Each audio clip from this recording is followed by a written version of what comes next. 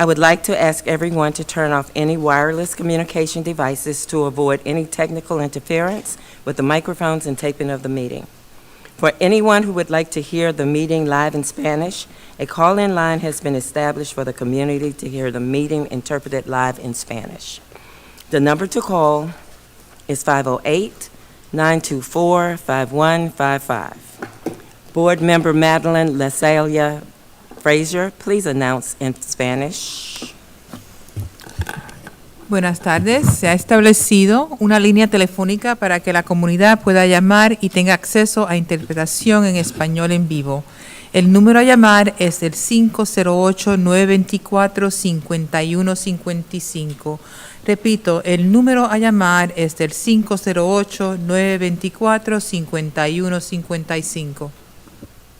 Thank you. For those not able to observe now, the meeting is being recorded and can be accessed on the PGCPS YouTube channel for later viewing. Lastly, I would also like to remind all board members to turn on their microphones when speaking for recording purposes. As we continue, I would like to have a moment of silence for our colleague, Board Member Zipporah Miller, District 5 Representative, who recently lost 3 family members. Ernest Najalo, favorite cousin, Marian Ario Mudanko's cousin, Jamila Johnson cousin. Board Member Miller, we the board would love for you to accept our sincere condolences. We can only imagine the pain you are feeling now after losing 3 loved ones in a matter of days. Colleagues, please join me in a moment of silence for Ernest, Marian, and Jamila.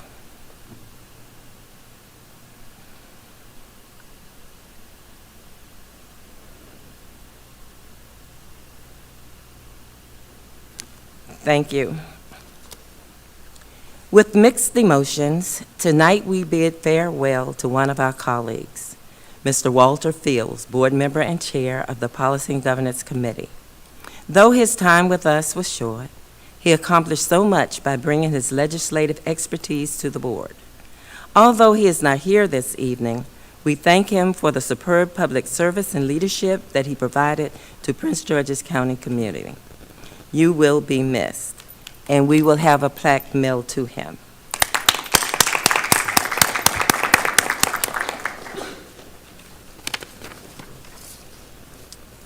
We will now have our board prayer and pledge of allegiance. Board Member Rout, will you please lead us in the board prayer and pledge of allegiance? Thank you so much, Madam Chair.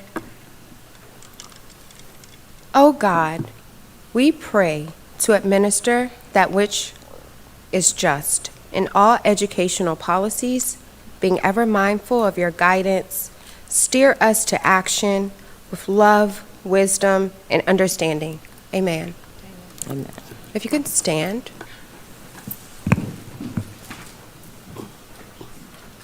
I pledge allegiance to the flag of the United States of America and to the republic for which it stands, one nation, under God, indivisible, with liberty and justice for all. Thank you. Ms. Adeline, please call the roll. Mrs. Adam Stafford. Ms. Booth Strother. Present. Mr. Briggs. Present. Mr. Fields. Dr. Harris. Here. Mr. Jackson. Mrs. Lasalle Frazier. Present. Dr. J. Miller. Dr. Z. Miller. Present. Mr. Murray. Ms. Rivera Forbes. Present. Mrs. Rout. Present. Ms. Walker. Present. Mrs. Mickensbury. Present. We have a quorum. Thank you, Ms. Adeline. We will now have the adoption of the agenda.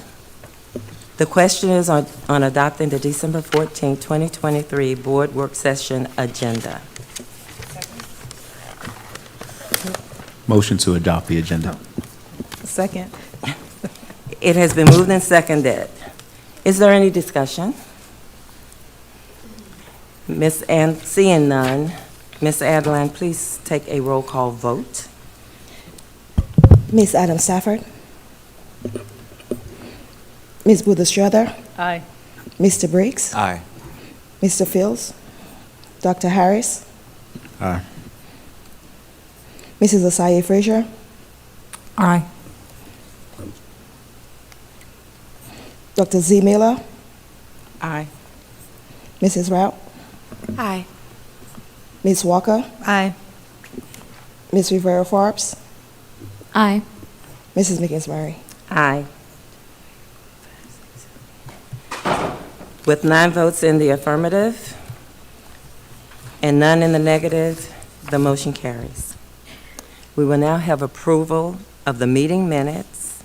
The question is on approving the November 9th, 2023 board meeting minutes, December 7th, 2023 work session for the fiscal year 25th superintendent proposed budget presentation, and the December 7th, 2023 special board meeting minutes. I move to approve the meeting minutes for the November 9th, 2023 board meeting, December 7th, 2023 board work session for fiscal year 2025 superintendent proposed budget presentation, and December 7th, 2023 special board meeting. Is there a second? Second. It has been moved and seconded. Is there any discussion? Seeing none, Ms. Adeline, please call the roll for a roll vote.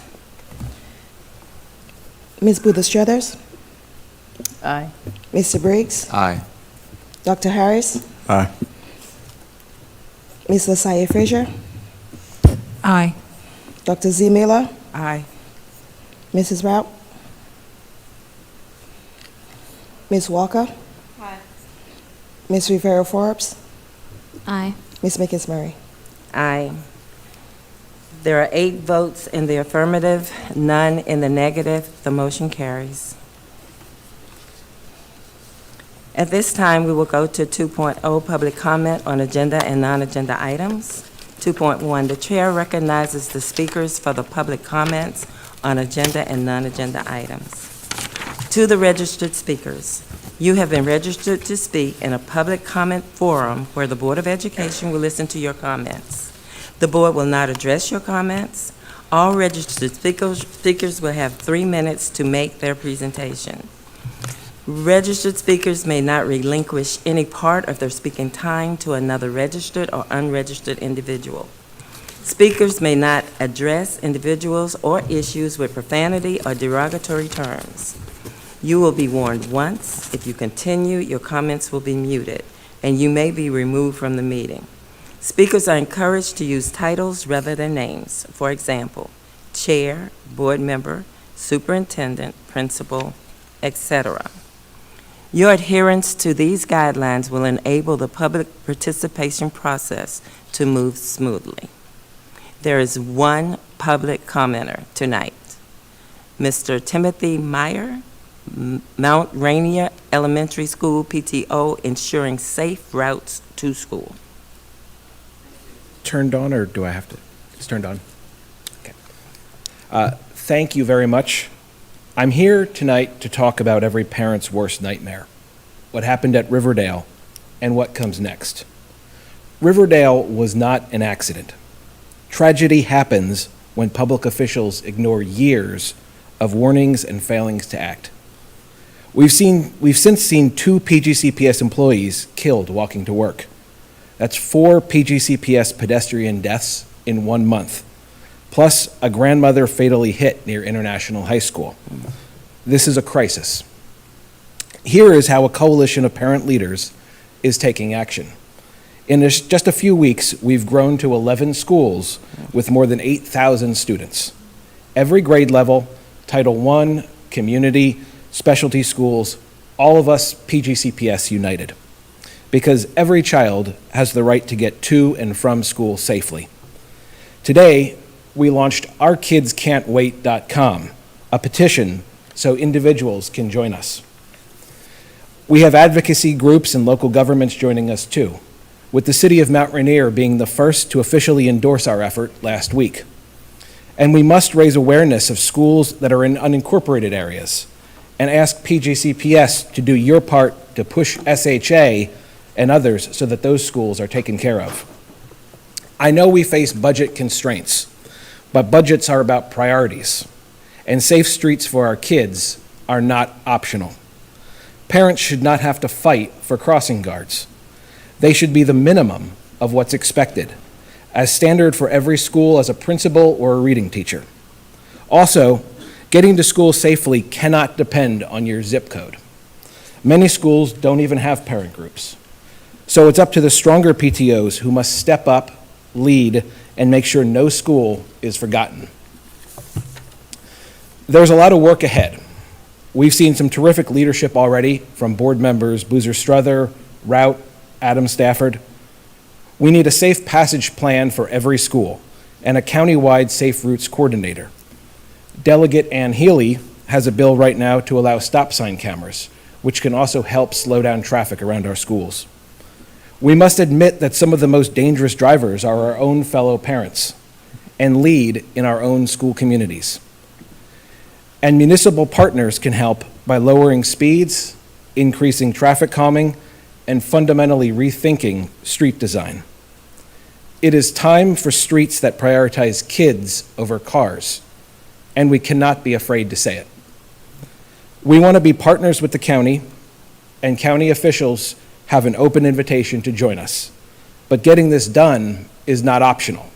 Our kids can't wait. Thank you all very much. Thank you so much. Now we will move to our 3.0 work session discussion topics. 3.1, parent engagement. The chair recognizes Superintendent House to present item 3.1. Thank you, Madam Chair. And I'd like to invite Dr. Sheila Jackson to the podium. We're excited to share insight around our parent engagement efforts, and she will lead us through that presentation this evening. Dr. Jackson? Thank you, Superintendent House. Thank you, board members, for allowing us to come forward tonight to provide information about the Department of Family and Community Partnerships. I am Dr. Sheila Jackson, and I'm very excited to be able to talk with you. Many of you know what we do and have supported us in so many ways, and so I will do my best. I think I said to Dr. Love, I'm going to name this tune in 10 minutes. What is it Dr. Benjamin Mays talks about? I have 1 minute. I have 10 minutes. And I want to make sure that we provide as much information as possible to you and allow time for you to ask us questions as well. So as we begin, I just want to give you a little information about the Department of Family and Community Partnerships. I am the director, but I serve under the leadership of Ms. Tejal Patel, who is our Chief of Communications and Community Engagement. And as you can see from our organizational chart, we're a small but mighty department within our school system. There are 5 specialists. And I will talk briefly about each of them at a different point in this presentation. But I want all of you to know that all of us are school-facing, and we work in schools daily to make sure that every school has opportunities provided for parents to participate as equal partners in the educational process. And so the specialists on the left, Winsome Falby, Neftali Ortiz, and Ms. April Shannon are those specialists who focus on family and school partnerships. To the right of them are Janice Cook and Ronald Wilson, who focus on business and community partnerships. And together, we have created a robust plan in alignment with our school system's goals for academic achievement, as well as for community and transformative workforce, to make sure that we are all working in concert to build partnerships with our families and our communities. So our department has a mission that's in alignment to the overall goal of our school system. We want to make sure that we increase family participation and interest in supporting what happens for our children every day. So our job is to build dual capacity. We build the capacity of staff members to effectively embrace families and make sure that their voices are heard, make sure that their presence is seen so that parents see themselves reflected in the work that is shared with their students. The other capacity that we build is for parents themselves. We want to make sure that our parents have efficacy in knowing how to support their children as learners, as well as knowing how to support the overall efforts of our schools and help them improve in their outreach. So our systemic goal alignment is very brief, but it's very important to us. One of the things that you'll hear about is our major focus every year, ensuring that every school has some type of parent leadership organization in place, whether it's a PTO, a PTA, and we call it alphabet soup, whether it's parent advocacy groups, because not every school is able to have a formal parent organization. But what we do is work with school principals and their staff to make sure that parent voice is heard in some ways. So it could be a parent and administrator cup of coffee every month. But those are opportunities to make sure that we hear from parents, we engage them in shared decision-making, and give them the information that they need to support their children as well. We also make sure that we pay attention to the diversity of our school system, making sure that every family, regardless of their background, regardless of their socioeconomic status, feel that they are welcome, feel that their voices can be heard, feel that they can have a presence in supporting their children in our schools.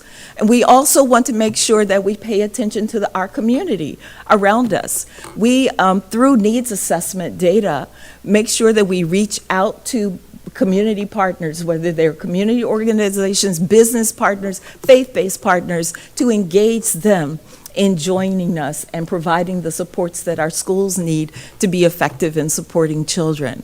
And so this work is very important to us, and I do apologize if my voice cracks because I'm very passionate about it. I have to tell you, I started in Prince George's County Public Schools as a parent volunteer. I am that parent that people wish would go away and get a job. I was a stay-at-home mom. I was very fortunate that this school system had leaders in place who saw skills in me that set and gave me a job as a substitute teacher first, but later in other roles, all based around family engagement. So whether it was from the Comer School Development Program, whether it was with school improvement, we have leaders in our school system who recognize the strengths that our parent communities bring. And I always ask that question when I work with schools. How many of us on the school staff have children in Prince George's County Public Schools? Because those parent voices are important as well. And so that is a part of building community for us as well. And so again, we are aligned to our school system's overall strategic framework. And you have our PowerPoint, you will see our connections there. But we want to make sure that if we look at our big picture, that we are here to provide support to all 207 schools in Prince George's County Public Schools. And we make sure that we provide that support through our Family Institute that some school districts call Parent University. We call it Family Institute. It's the same mechanism where we provide bi-weekly workshops for parents and community members that are advertised on our website through our on contact lists. Tonight we have one going on, which is why my staff cannot be here, but they're actually running a session tonight in partnership with our Department of Special Education, helping parents understand how to make sure that their children's needs are being met in special education. And so those types of sessions go on every 2 weeks. They're based upon the input from parents and family members themselves, from board members, from executive staff, and in school principals who contact us and say, can we have a session in our community around this issue? So we're excited to be able to provide that. We also had to pivot during COVID, and we created what's called parent support centers that operate in every Board of Education district to make sure that we are giving face time to parents who come to us on Monday nights, whether it's a broken tool, computer, or whether we need to provide mental health support. We have professional school counselors on site at those events and in those instances to make sure that we are always able to provide support. So I will not read through every slide. You have this information, but as you can see, we do a lot of things. We're excited to do this work, and we provide customer service training for schools by request for communities. Actually, our office started customer service training here in Prince George's County Public Schools. We actually have a booklet, a guide to customer service improvement in Prince George's County. We also have a board game that we created in Prince George's County Public Schools that schools often ask us to come and play with their staff, that talks about all of the options that we have as professionals to make sure that our children are supported effectively, that we as staff know how to effectively engage our families. So the wonderful staff that I have who could not be with me tonight, but simply because they are working, April Shannon is our lead for Parent and Leadership Organization Development and Support, and so she assists 2 to 3 schools a week to help build their capacity and strengthen their organizations. Each one of the specialists in family and school partnerships also serve an additional 50 schools that are in our database who may reach out and say, we need assistance. We need you to come to a PTO or PTA meeting to help us build our capacity or build our structure. And they also, each of these specialists have 28 to 29 schools that have parent engagement assistants that they support on a bi-weekly basis. So again, they're not in the office, they are in schools all the time, and they manage support centers. Ms. Winsome Falby came to our team and said that, and I asked them, what would you like your focus area to be? Because the field of family engagement is broad. And she, as a Prince George's County Public Schools alum, said that, can we start an alumni engagement initiative? And about 4 years ago, we started that in partnership with our, oh my gosh, the word just went out, foundation.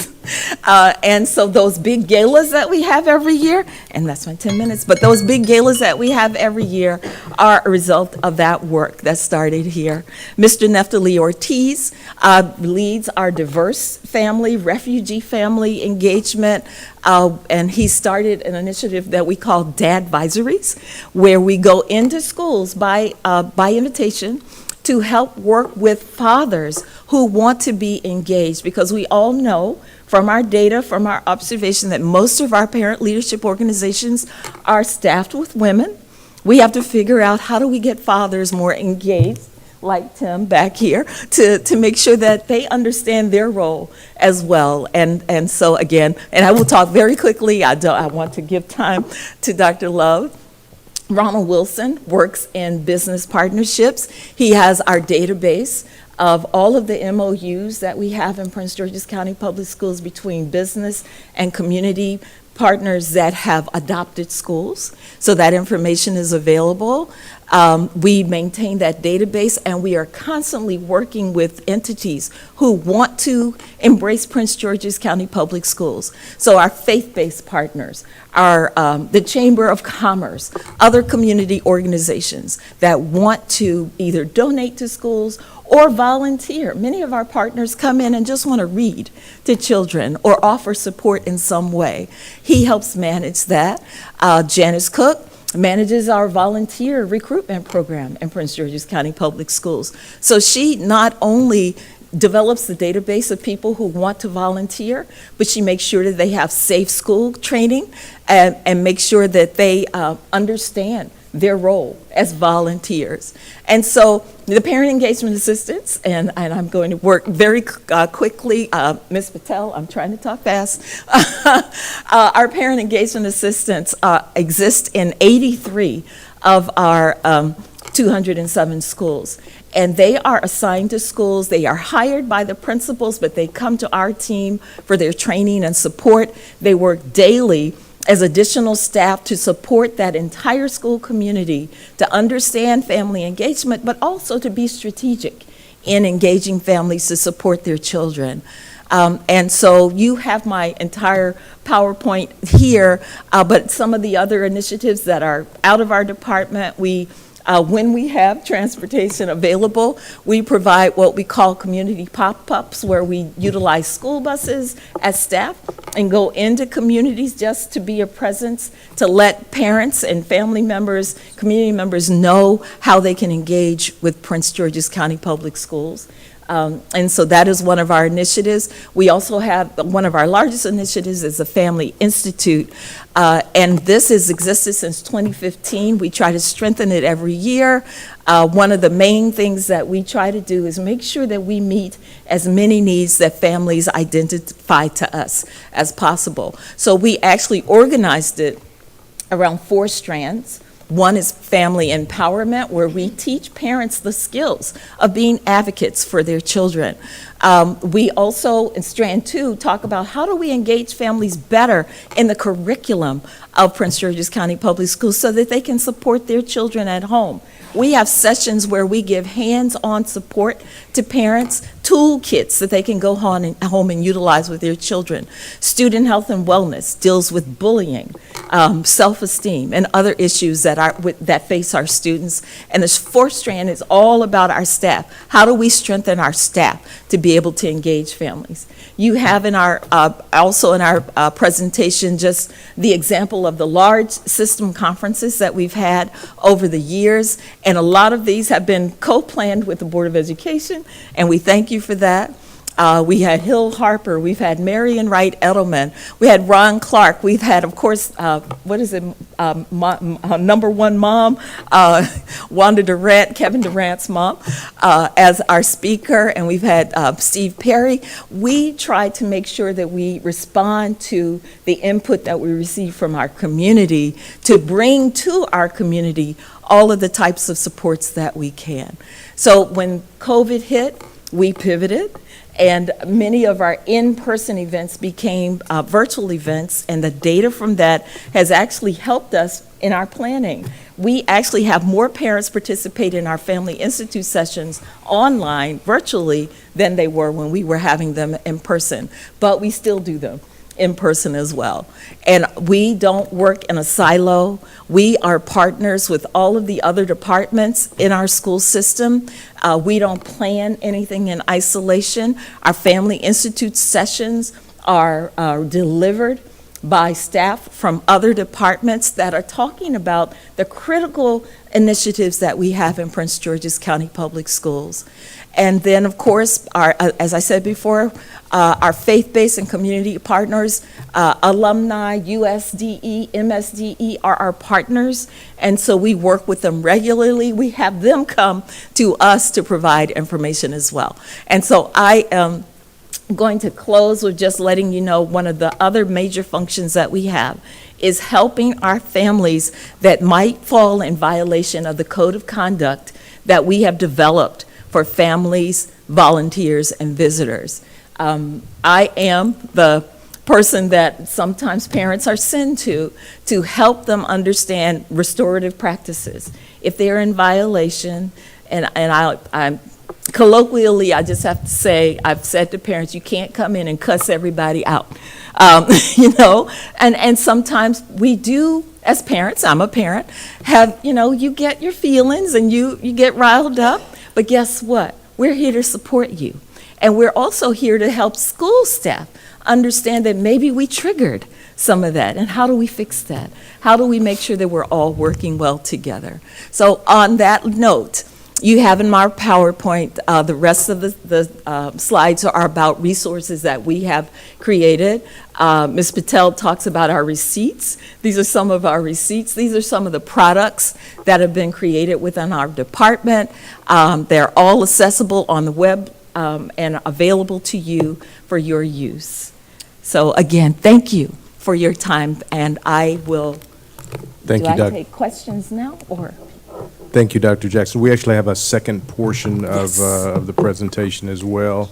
Dr. Jackson, the work that the Family Engagement Department and Parent Engagement Department does is very important, and it's going to be a continued major part of our puzzle moving forward to ensure that we provide those supports. But we also have Dr. Jennifer Love here today at the microphone, who's going to share some of the support specifically around our non-English speakers as well. We know we have a growing population of Latinx families in our community, so it's important that this be a focal point as well. Dr. Love? Yes, thank you very much. And good evening, everyone. Thank you again for having us here this afternoon. I am Jennifer Love, and I'm going to talk a little bit about how we are engaging, equipping, and empowering our families who are not necessarily native speakers of English. So just to give you a little bit of perspective, excuse me, on our organizational structure, we also fall under the Division of Communications and Community Engagement, led by Chief Patel. And I am Jennifer Love. I'm the supervisor of the office. And I am very pleased to have here with us this evening a number of staff members from our team who have come all the way to Upper Marlboro from Adelphi to join us. If you could raise your hand. We have an interpreting services coordinator, a translation services coordinator. Many of you may know that interpreting and translation are very different aspects of the same field. Interpreting is the oral provision of services for meetings, for workshops. Translation is the written rendering of information. So the folks who are here in the audience with us are our translation team, our language access services liaisons.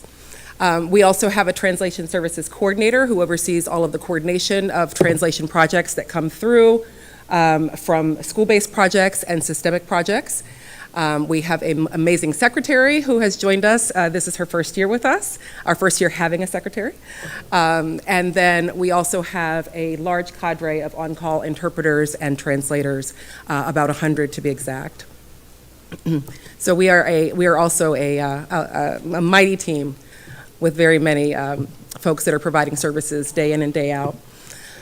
Who are our students and families? So I know that we very often speak of our students and families who are international. We are a broad tapestry in Prince George's County of international students and families. You may be or may not be surprised to know that our students speak about 164 languages and our families represent about 155 countries. This is 71,853 international students. Of course, this varies from week to week, month to month, depending on registration, but we are incredibly diverse. Parkdale High School is our most diverse school in the district, and we're really proud of this.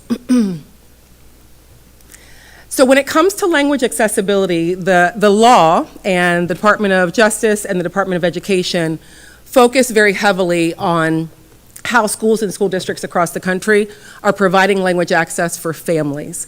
This is a mandate, and the mandate is something that Prince George's County Public Schools has taken very seriously over the course of years. Our office, I'm going to talk a little bit about our office in a few moments, but our office has existed for a really long time, since 1993 to be exact. Long before this was a mandate. This mandate came into place in January 2015. So there are three overarching things that as a school district we must do, and we are committed to this shared responsibility in supporting our families. We must provide information to parents in a language that they can understand, and that may be through translated documents, it may be through interpreting services. As you know, this evening there is interpreting going on behind the scenes to make sure that parents are able to call in and understand what's happening through the meeting. We also have a responsibility to provide language assistance to parents even if their child is proficient in English. So if their child is not part of the English learning program, we still have a responsibility to those parents. And then also we have to provide these services from folks who are trained, who are qualified, who are competent. It is not enough to be bilingual. The federal government says so, and our assessments and interviews say so. No students and friends and other untrained staff should be providing interpretation for parents. And let's also be very clear that interpretation is for formal meetings. So our office, as I mentioned, has been in existence since 1993. It evolved out of the ESOL office and the International Student Guidance Office. We became formalized in 2010, AKA we got a budget. Our data definitely shows how busy we are and how many services we provide across the district. So you'll see last year, just under 19,000 interpreting requests. We really work hard to ensure that those interpreting requests are fulfilled. These are for a multitude of languages. We have staff interpreters who provide interpreting services in 21 languages. We have agency partners that also support us, and we also provide services in American Sign Language. Translation data equally as high volume, 3,344 documents just last year, and those documents are, I will say, they're projects. So it can be a document that's 1 page, or it can be a document like the blueprint plan that's 115 pages. We have a multitude of resources that are available to schools and to staff members to be able to communicate with families, both virtual and in-person interpreters. We also provide telephonic interpreting through a service called Language Link.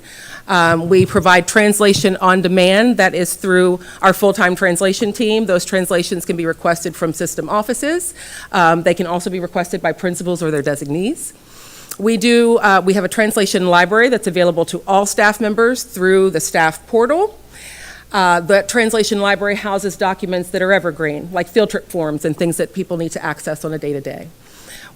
Our office also does birth certificate reviews, so we are able to review birth certificates for families who are registering for pre-K and kindergarten if there is not a person that is part of that registration process who is literate in the language and can identify what the birth certificate says.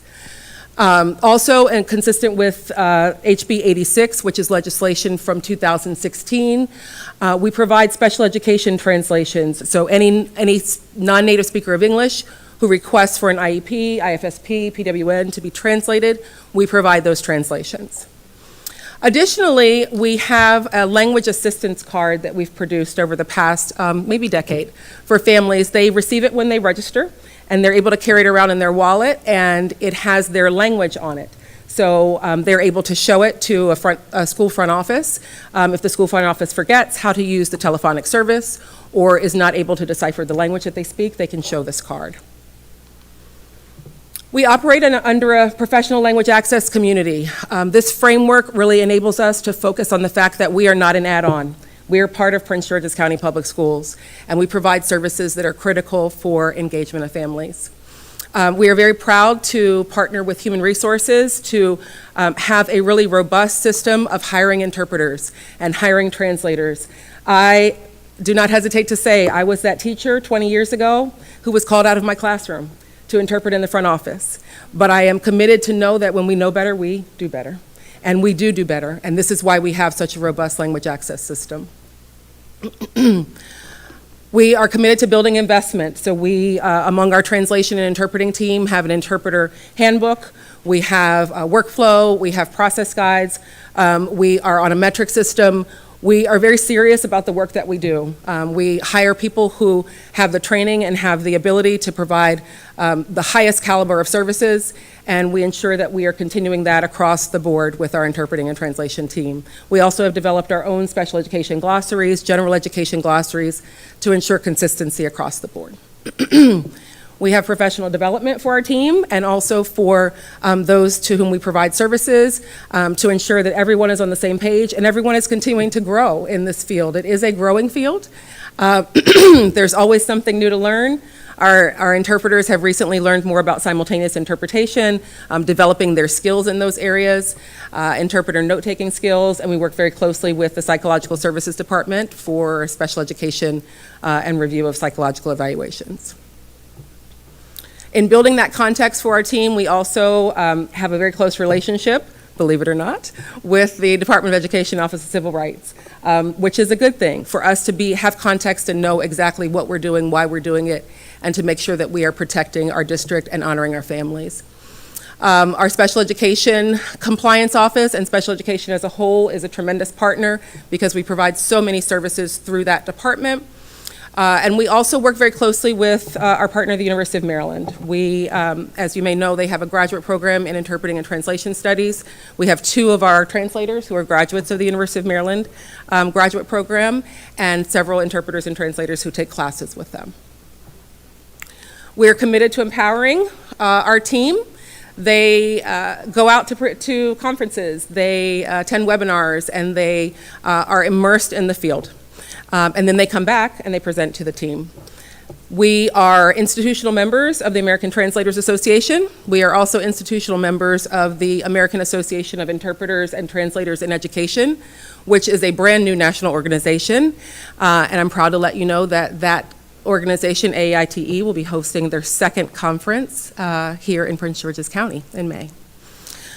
Also, our team attends a multitude of other conferences and opportunities across the country to nurture their growth and to nurture the team and the growth of this work in the district. This is the translation library that I mentioned that's accessible to anyone across the district.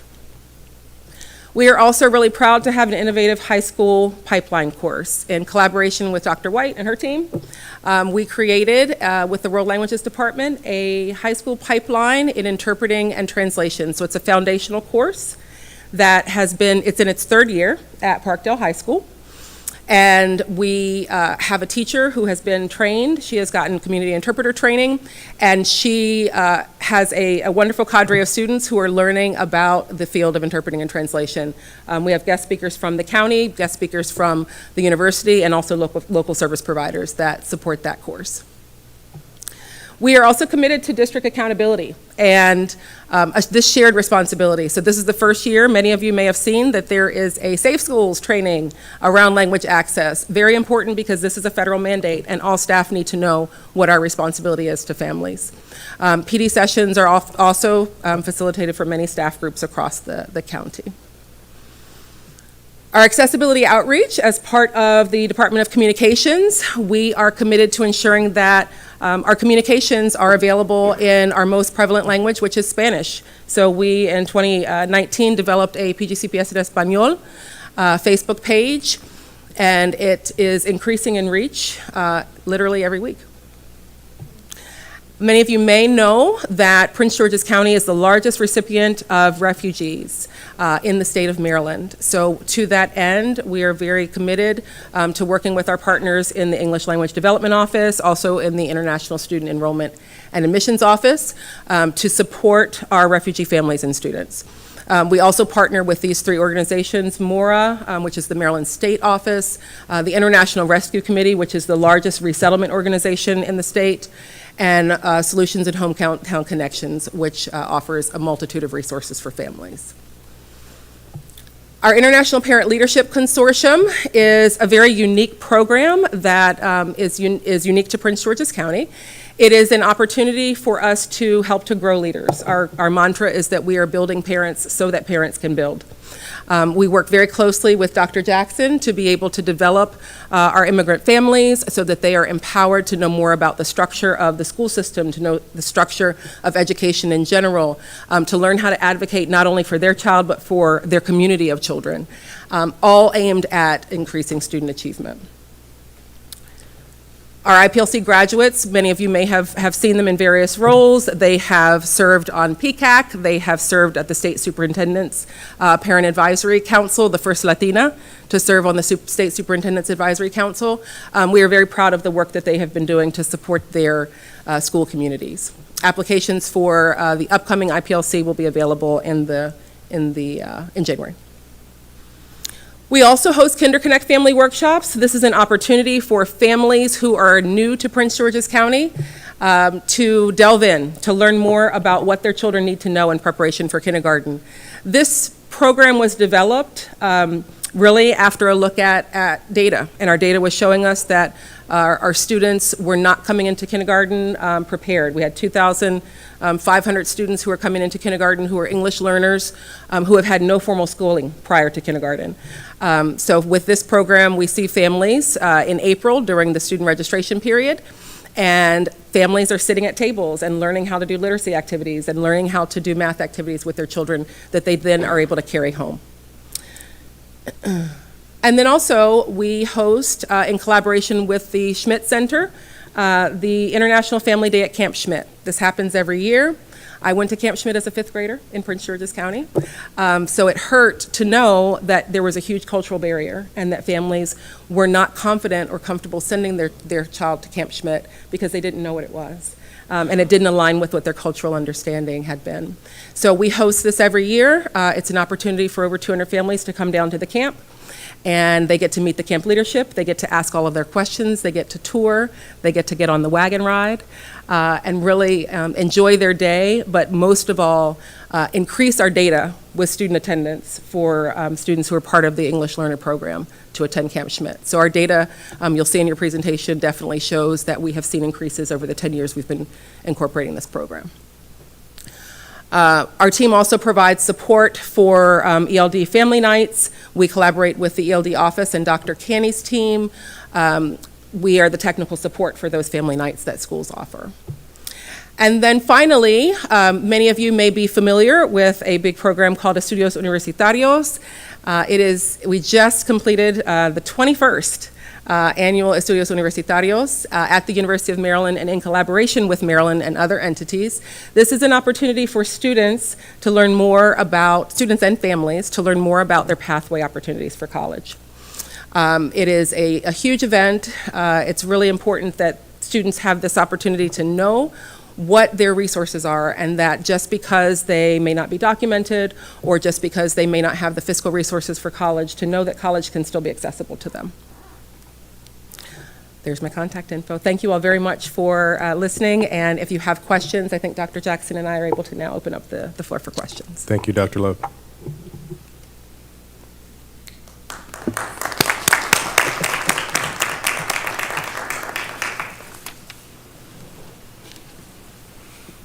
You giving it back? Okay. Thank you. Thank you so much for both of those presentations, and I can tell you that many board members are interested in the parental engagement, and some of us are really interested in the second language as well, because we want to make sure that classrooms have in them folks that can communicate with our students. So with that, I see the lights have started. So board members, before we proceed, I would like to remind you that during the first round of questions and responses, you will receive 5 minutes. And for the second round, 3 minutes.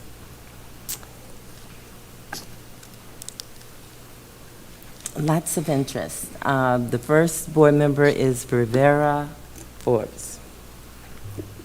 Hello, everyone. I loved both of those presentations. They were very awesome. Learning about more parent engagement was beautiful to me. And then also, as a student who got to go to Camp Schmidt in 5th grade, I love that more students are getting that experience as well, especially students that come from different backgrounds. So that's just really beautiful. I only have very, very few questions. My first question was actually for Dr. Jackson about the events that are coming on for PTAs, getting more PTAs involved. I'm wondering, will there be like interest events similar to our teacher recruiting events that we have in PGCPS? Absolutely. And we will share those events publicly. Our wonderful team in communications makes sure that it's publicized. We actually host what we call Parent Leadership Boot Camp. That will be in the spring. But in the fall, we start out with offering all schools support for building family organizations. But our main training session happens in the spring once those organizations have been founded and had an opportunity to work. And those are really wonderful events on Saturdays because we have board members who actually come and present to parents as well. Okay, awesome. And my next question is actually go along with that. I know some schools, or majority of our schools actually have our parent engagement advocators. And I was wondering, is there partnership with them as well, especially since they're working like in schools directly? Absolutely. So we have, again, the parent engagement assistants specifically in 83 schools. In schools that do not have a formal parent engagement assistant, I work with them through their principal to develop what we call family engagement ambassadors. And that's a teacher or another staff member who agrees to take on that role. We provide training for them so that they can help their school community develop strategies to better engage families. Okay, and my last question is, what are some community-based events that are more for parents and students to come together and really connect and learn more? So If there are. every session that we offer in Family Institute is open to families and their children, and we are able to provide a listing through Chief Patel for what those sessions are and what's planned that's coming up. But we have had sessions starting in August. We began with starting your school year off right. And that involved parents and their children to talk about what are the strategies that are going to help you have a successful school year. And of course, at the end of the year, we talk about ending your school year on the right foot. That talks about summer activities for families, that's parents and students together, to make sure that the next school year is going to be successful. But we can definitely make that available through Chief Patel so that you can see the vast variety of sessions that we offer. Yes, that would be awesome. I would love to promote those on my social medias. Thank you. And then my next set of questions are for Dr. Love. Thank you so much, Dr. Jackson. My first question is, will there be more, specifically for the program that's at Parkdale High School, will there be more of those programs implemented across the county in the future? Great question. That is what we would love to see. We would love to see the course replicated. It is a course as part of the course catalog, so we would like to see that. Okay, and I actually knew a student leader that was in that picture, so I think that it would be a great idea to have that course implemented more because they did sit in the ESOL liaison position and was able to really advocate for our students that, again, come from different backgrounds in that student government position. So I think that's amazing. And then my next question was for the specific, for that specific program as well, are they like student ambassadors in terms of their training? Do they go through the process to eventually join PGCPS? Great question. So they are, I guess you could, in a sense, call them ambassadors. They are learning about the foundations of community interpreting and what it looks like. So they are actually not able to actually interpret until they have graduated. But yes, they are right at the top of the list for applicants for those who can join our team as temporary on-call interpreters. Okay, awesome. I would definitely be reaching out to the both of you very soon. Sure. Thank you so much. Thank you. Thank you. Next, we will have Board Member Rout. Thank you so much, Madam Chair. And Dr. Jackson, I have been a recipient of your services, your division services, so I just want to, from the bottom of my heart, thank you for the great work that you do, bridging the gap between parents and school administration. Your team is truly, you all are phenomenal, so thank you. Thank you. You're welcome. I do have a few questions for you tonight. Given that 21.8% of U.S. children across the United States, ages 3 to 17, have one or more behavioral health condition, what can be done to really provide mental health first aid and or mental health awareness training to our parents? A lot of our parents don't know what to do when their child is exhibiting things. So can you talk about any of your mental health services and supports? Absolutely. Through our Family Institute, during Mental Health Month, we focus 3 sessions and particularly opened to families to come and talk with us, share your concerns, but we have mental health staff in the school system to answer those concerns, to refer families to the different organizations that can offer support. It's very important for families to know that the school system is a partner in helping them find success. And one of the biggest challenges that we do have is making sure that families understand how to access. We have Hazel Health. We have so many initiatives within our school system that offer mental health support, but sometimes families don't know, or sometimes families feel a little intimidated about coming forward about that help. So we try to make sure that they are comfortable and coming forward as well.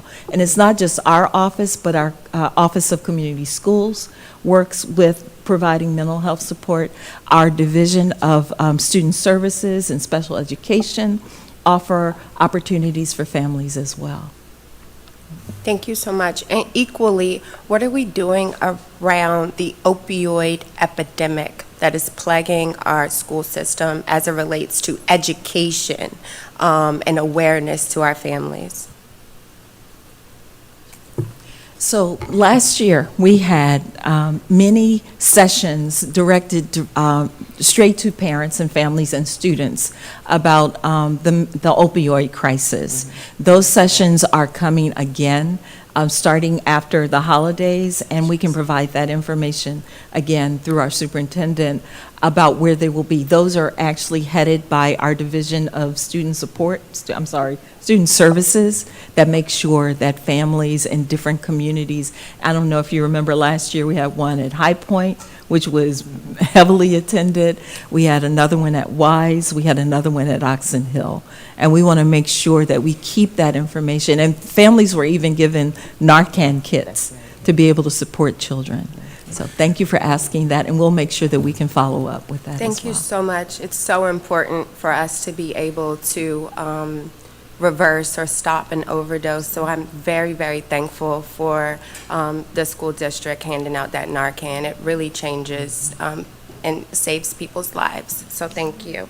And Board Member Rao, this is also something that yesterday in meeting with county leadership as well, that was brought up as potential partnerships to move forward to help with even more support around the opioid crisis that we're seeing here in Prince George's County, and of course across the country as well. So it's not just a PGCP effort. It's an effort to work collaboratively with the county as well, because a number of times what you'll see is, when there's a opioid issue in a household, that issue sometimes will trickle down to the child, but it's important to have the supports not only with the child but also with the family as well.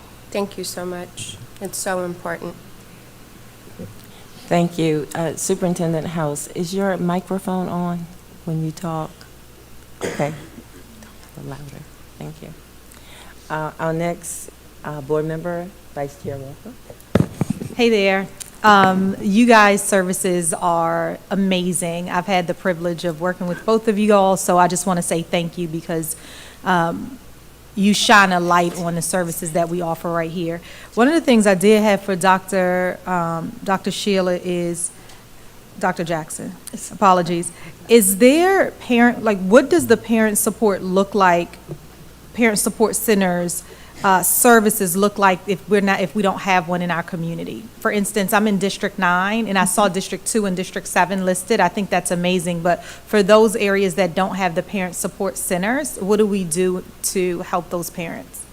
Thanks to our Board of Education, we have one of those centers in every board district. Oh, District I didn't know 9, that. Yeah, where it's is located at Gwynn Park High School. Is it? I Okay, just did not yay. have it in the slideshow simply because those staff don't work for me directly. Okay. But we do have a parent support I didn't center know that Is is it every there. weekend? The same Every Saturday? Monday from Oh, 5 Monday. to 8 p.m. Oh, well, let me get over They there. are open. Okay, Yes, I'll- they would I'll love be to there. see their board member come I'm sure by. they will. And they will. I hope they're watching. Okay. The other thing, thank you for that, because that's awesome. I love that. The other piece that I heard Board Member Rivera Forbes mention is communication. So I'm actually looking at communication chief over here, is that this is filled with amazingness that we offer to Prince George's County. And so I know I sound like a broken record, but if we can get continued snippets that we can add to our own socials. Those could look like thumbnails, those could look like flyers, those could look like periodic, hey, did you knows? And that would be amazing, because sometimes people don't use what they just don't know about. And so if we, for instance, I'm sure everyone else in District 9 knew that it was in District 9, and so I feel I'll be there on Monday. But I would love to get that out and remind District 9 that, hey, this thing is available for you. And guess what? Here are the other list of them as well in your own districts, because more people to get the information out. So if you can help with that, that'll be amazing. Does that sounds, we're pumped up. Okay. The other piece is even the dad advisories. I think that would be so cool to have on an image that we can push out, because we have so many dads. I'm looking over here because it's communication, but guys, thank you very much. I think that honestly was it. I'm just excited about this. And this game, I'd love to see it, the board game you talked about, so I'll contact you to just take a look at it anyway. I will let you know that the first time we played it was played here in the Well. Yep. Board members, executive Absolutely. staff, we had some parent leaders, and it was a phenomenal night. I just wrote down that our board, I said it out loud too, our board should play that game. So I love it. Great minds. So bring it back. Thank you. Thank you so much. Next, we will have Board Member LaSallier Frazier. Thank you, Madam Chair. Thank you so much. Your department is one of the ones that I hold dear to my heart. As a social worker, I live, breathe, and hope that everyone does parent engagement and community engagement. They go hand in hand. My questions are a couple, actually. You mentioned we have 83 parent engagement advocates and 207 schools. So how are the schools selected to have these staff members allocated to them? So at this point in our history in Prince George's County, they began probably in 1970. And many of those schools were the original schools that had very diverse communities, and those schools have been grandfathered in. We have not, as a system, hired in mass since probably about 2015. So any PEAs hired after 2015 have really been added by school principals who use their SBB funds because they desperately want that support in their schools. But as a district, we have not engaged in that process, budget reasons primarily. I think at one time we tried to go all 207 schools, and our budget kind of ballooned out of control. But that's something, and Mr. House, please stop me. There, that is something that could be examined going forward about how to make that happen. Thank you for sharing that. That's a very important piece of information. We need to make it a priority. The other piece that I was thinking about is you mentioned that principals also have a staff member that's a family engagement ambassador. Yes. They're teaching professionals, they're T-scale? They are teaching professionals, and the principal, what's the process? An emolument can be provided to a staff member who wants to take on that role in their school. Okay. So they have been financially compensated for... At the school level, At the yes. school level. Mhm. I just wonder about that, using our teachers to do that, in addition to all the things that they have to do. It's kind of reminiscent of what Dr. Love said in terms of having,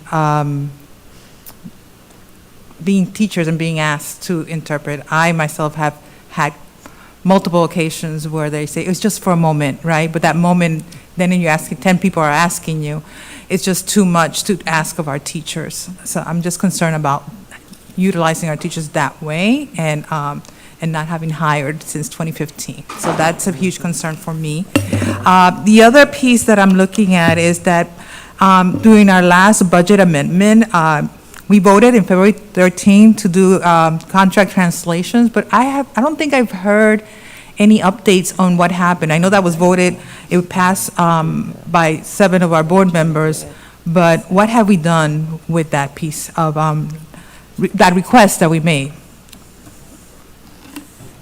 Thank you. So with the contract translations, that was relative to some very specific board documents.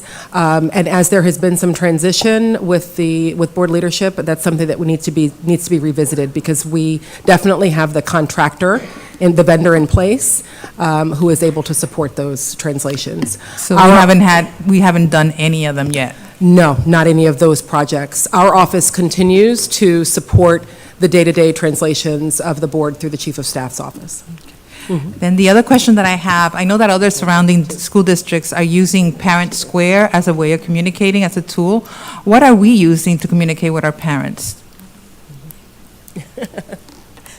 So at this, and actually, if it's okay, we could ask Dr. Zuckerman, because he would know more about those apps that are available. We do have several. Good evening, everyone. So our primary communication platform is School Messenger. That's the one that we sponsor as a district. There are some schools that use some local apps, Remind, Class Dojo. It's not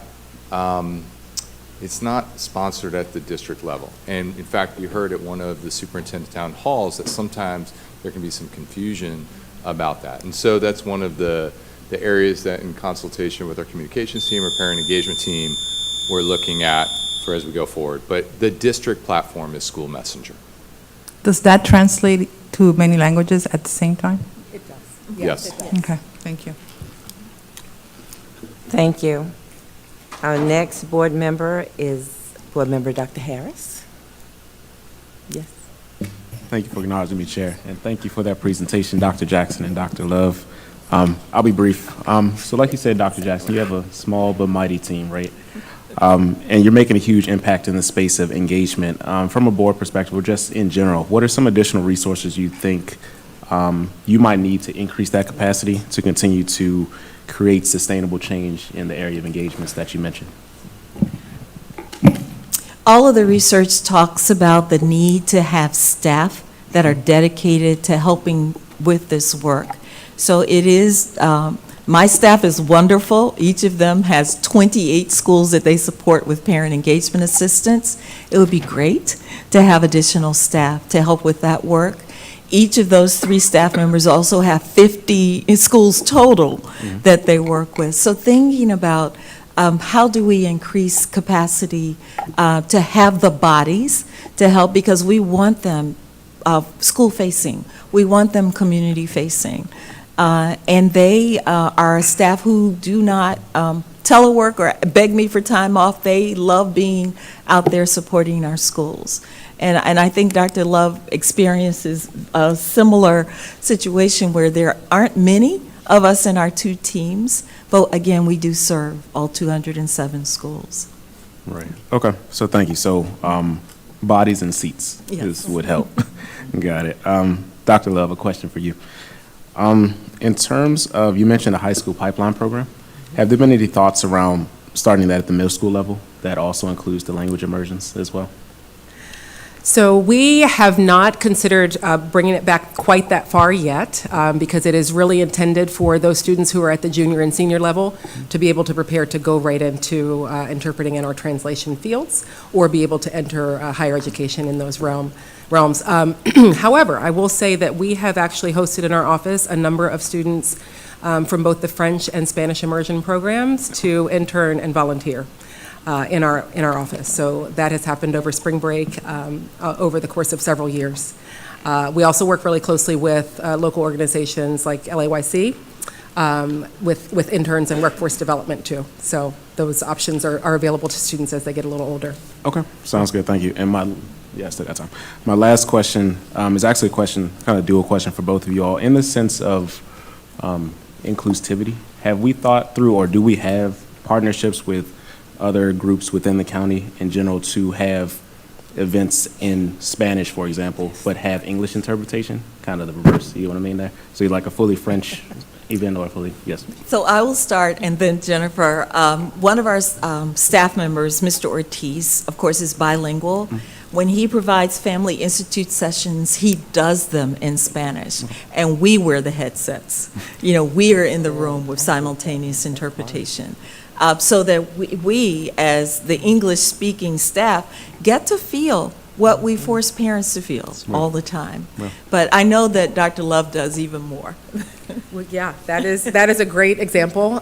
Just recently, for those of you who were able to attend Estudios, that is and also a prime example that we host those events in collaboration with a number of other partners, and we hosted it in Spanish. So we were out there handing out headsets. Chair Mickensbury, you got one.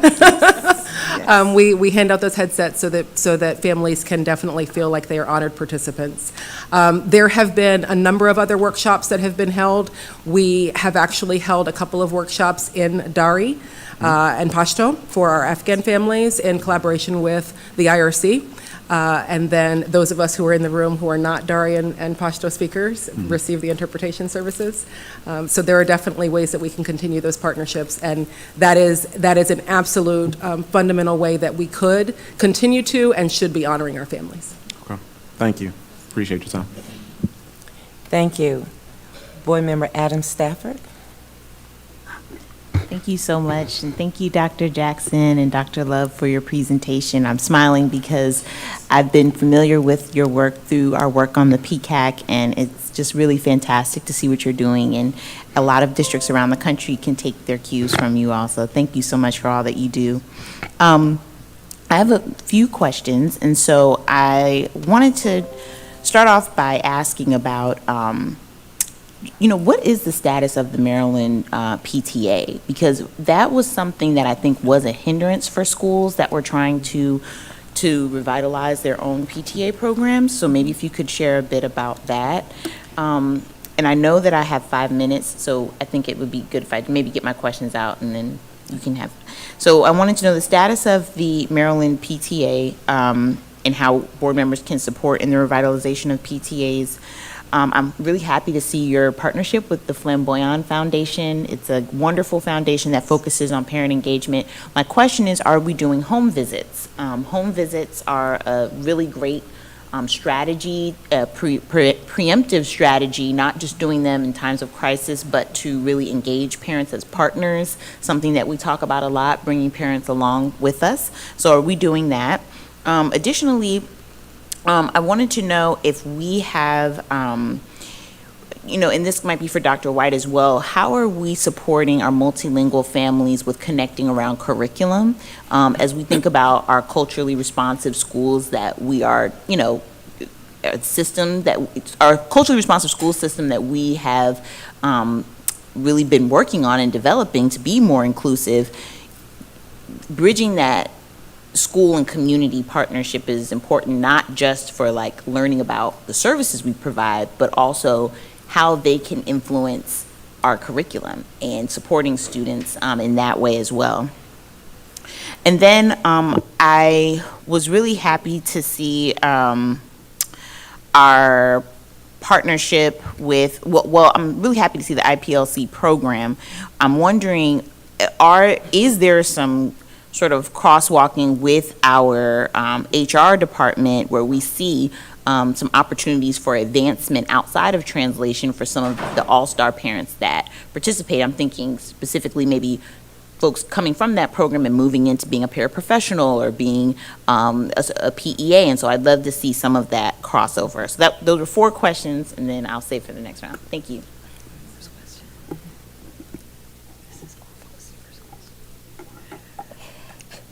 Ms. Adam Stafford, I was trying What's the keyword? Yes, because there's 4 questions. The first one was about our home visit initiative, Flamboyant. So we are very dear partners with Flamboyant, and we do have schools that actually implement home visits. And like you said, oftentimes it's in times of crisis, but in a few of our schools, it's an ongoing practice. What we have to do as a district is have a different conversation, making sure that we honor, what do we call them, contractual agreements to make sure that that can happen. because there was a time in Prince George's County where we were told we couldn't do home visits. But now that we're partners with Flamboyant and we've learned from them by visiting Washington DC's robust program, Baltimore City's robust program, many of our schools are beginning to implement those on their own. Okay, that was question number one. Could you give us keyword? Maryland PTA. Maryland PTA has been reinstituted as Free State PTA. And many of the leaders of Free State PTA are actually Prince George's County Public Schools parents. Mr. Gerard Tyler, Ms. Ray, we will send the names through, Ms. Patel. But those are the parents who actually helped restart Maryland PTA under the name of Free State PTA. They work with a lot of our schools. A lot of our schools reach out to us and we direct them to them for assistance. What we don't have is a county council of PTAs yet. And they are helping us as a system redevelop that in Prince George's County. But yes, Maryland PTA has been reestablished as Free State PTA. Yes, yes. So that's kind of a funny question because we unofficially refer to the IPLC as a workforce development program too, because we do have a number of parents who have gone through the program and who are now working as PEAs. Yes. Or as they have come on board as administrative assistants, or some who have actually started their work in preparing to be teachers. So yes, to answer that question. We can probably definitely have some additional conversations with Dr. Baldwin and her team about how we can solidify that and make it something that's more of a pipeline. Mm-hmm.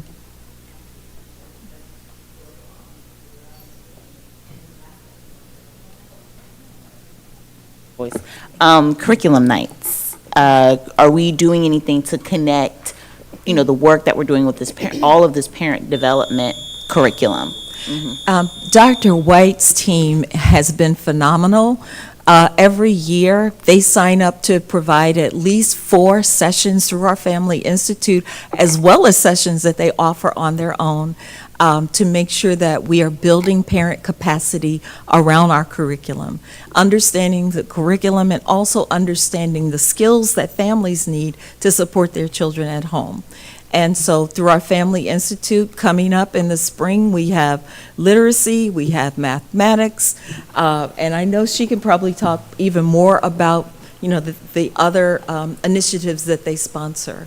But we try to make sure that we do offer as many opportunities as possible, even if it's helping with homework or preparing for testing. All of those sessions come through us and through her.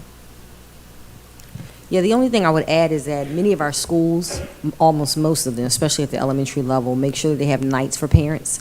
Our team also works with the parent engagement staff so that they're the first line of defense. When parents come in and have those simple questions, want to know how things operate, how they run from day to day, classroom, engagement with the curriculum. So our staff even meets with them so that they're prepared to answer those questions. We send our teams quite often with Sheila's staff to make sure that those presentations are done. We also have separate, especially for our multilingual learners, parent nights coming out of our English language department team to make sure that they have them. We really try to make sure that those nights are done, specifically when you get to schools, the population is extremely high, especially in the north where you see a lot.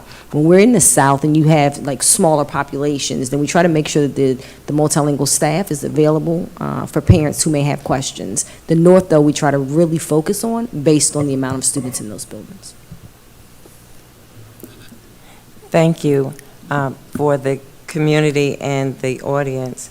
The board is really trying to stay within this 5 minutes. This is something that we've learned, and as we do our work in our retreats, so we're not rushing you.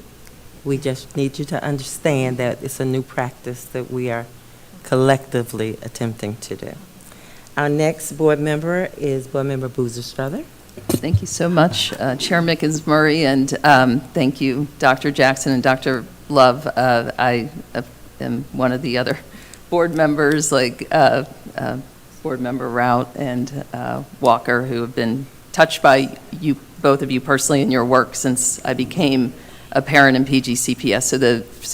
So the history is beginning to feel long for me. And Dr. Jackson, when you mentioned your history and your impact, I just wanted to share a moment that Board Member Briggs and I had the other day. We were talking about the impending naming commission to address names of our schools that should be changed, and you did that in 1993. Thurgood Marshall Middle School is due to your work, and the Washington Post still has that easily to find when you search. So I wanted to just acknowledge that in that moment, Board Member Briggs and I, we both were like, wow, she's been at this for a long time. So that is the impact of a commitment to PGCPS, and that touches me personally. So the question, I have a broader kind of strategic question here, and one I'm gonna save time, as Board Member Mickens-Murray says. I would like a written response to the strategic kind of plan for alumni engagement. So I'm gonna ask just for that as the follow-up, so I could keep in my 5 minutes. So the strategic question is that the division was under school supports and leadership, and then moved to communications. And I was just wondering if you could speak a little bit to what that, if any shifts in the thinking in the department, and I'm going to link it to my broken record, the blueprint for Maryland's future, that we are at a critical moment in the blueprint, and the communications around success, you know, the work, the intersection of the work that you and Dr. Williams-Horton have done, that right now that has to be as visible as we can make it, because we are moving into a legislative session around full funding. So I'm thinking that the move into communications, there's some advantages there to link that. And I'm also thinking about, like, when we heard from PTO President Meyer, Mount Rainier Elementary.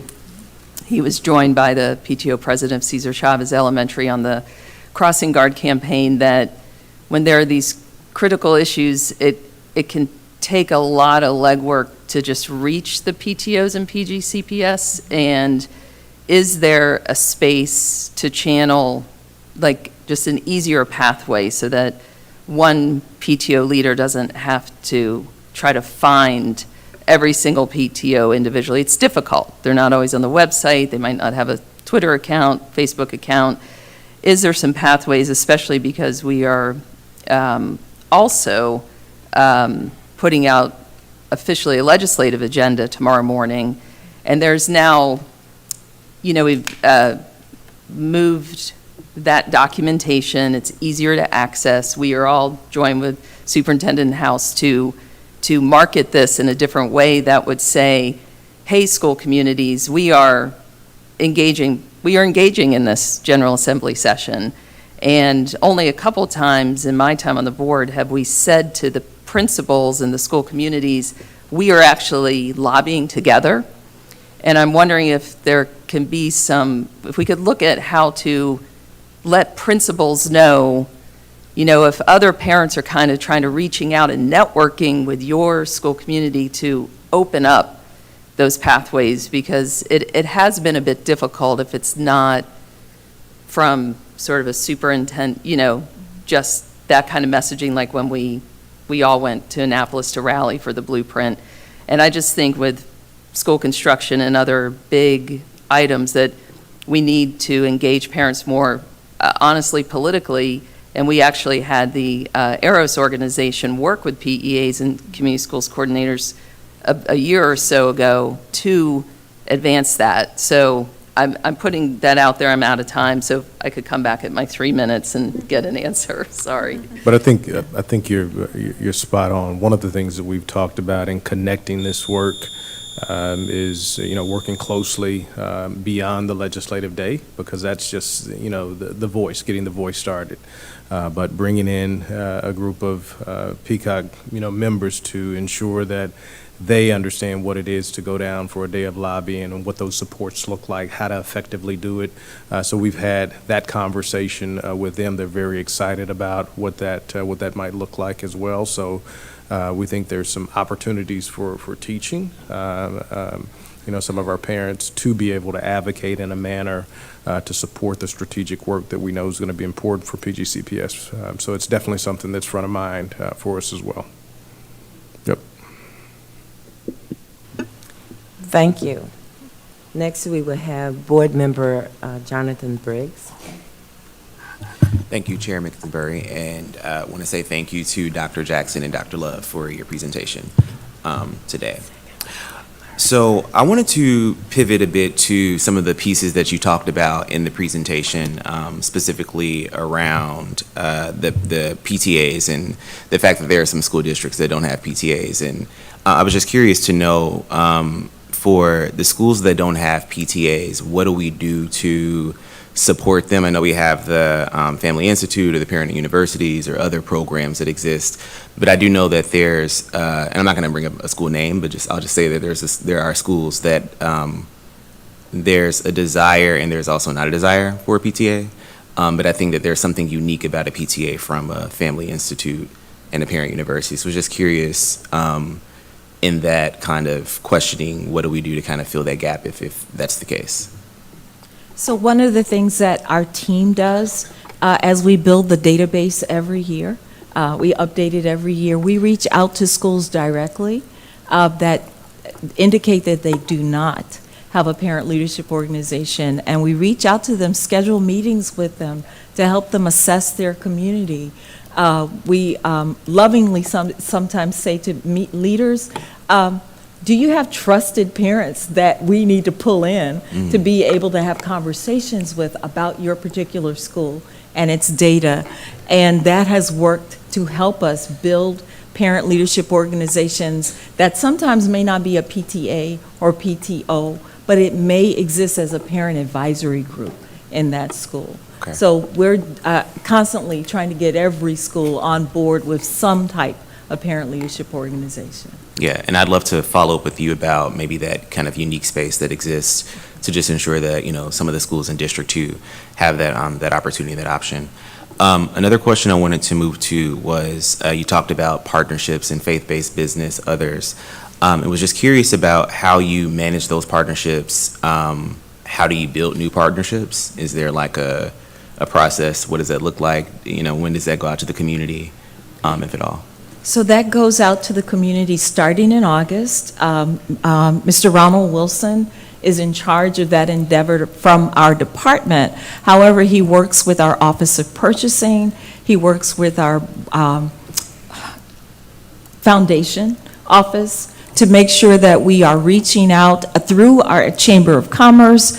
We have faith-based partners that have leadership organizations to let them know that Prince George's County Public Schools is always open and looking for partnerships to adopt our schools. And many of our schools have been adopted. We have some schools, especially up in the Riverdale area, that may have about 3 or 4 churches that have adopted them. That's great. And so Mr. Wilson keeps a database that he can make available to our Chief Patel and our superintendent that can be shared so that you can know in your districts what schools have what partnerships, because that's very important for all of us to know, so that we can make sure that equitably schools are represented in that population. Yeah, and something I would love to follow up with you on again as an additional piece is just kind of philanthropies, foundations. I know that there are cities that want to support. They're like, how do I give money?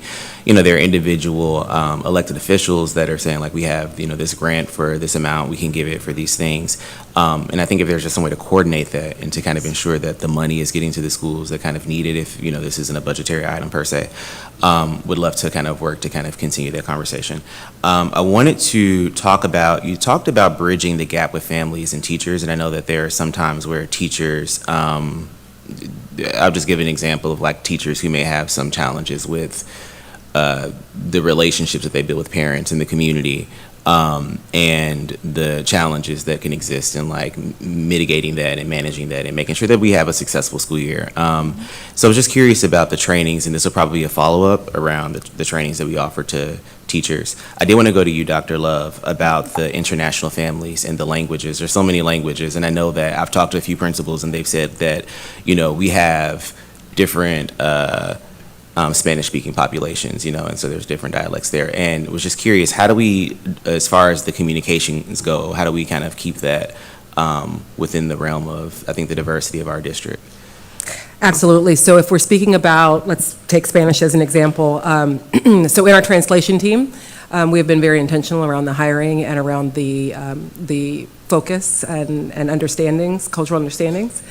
So we have representation from El Salvador, which is our most represented Spanish-speaking country in the district, Mexico, Guatemala, Colombia, Panama, and what? Honduras on that team. And then across the interpreting team, our team is representative of a wide variety of countries.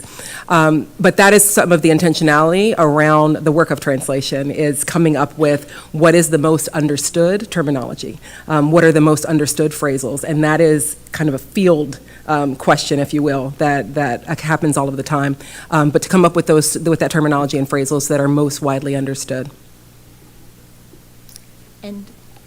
And if I could just share with you, every month I offer a session that's a 3-hour session on in the evening for any educator who would like an additional support in learning how to better engage families.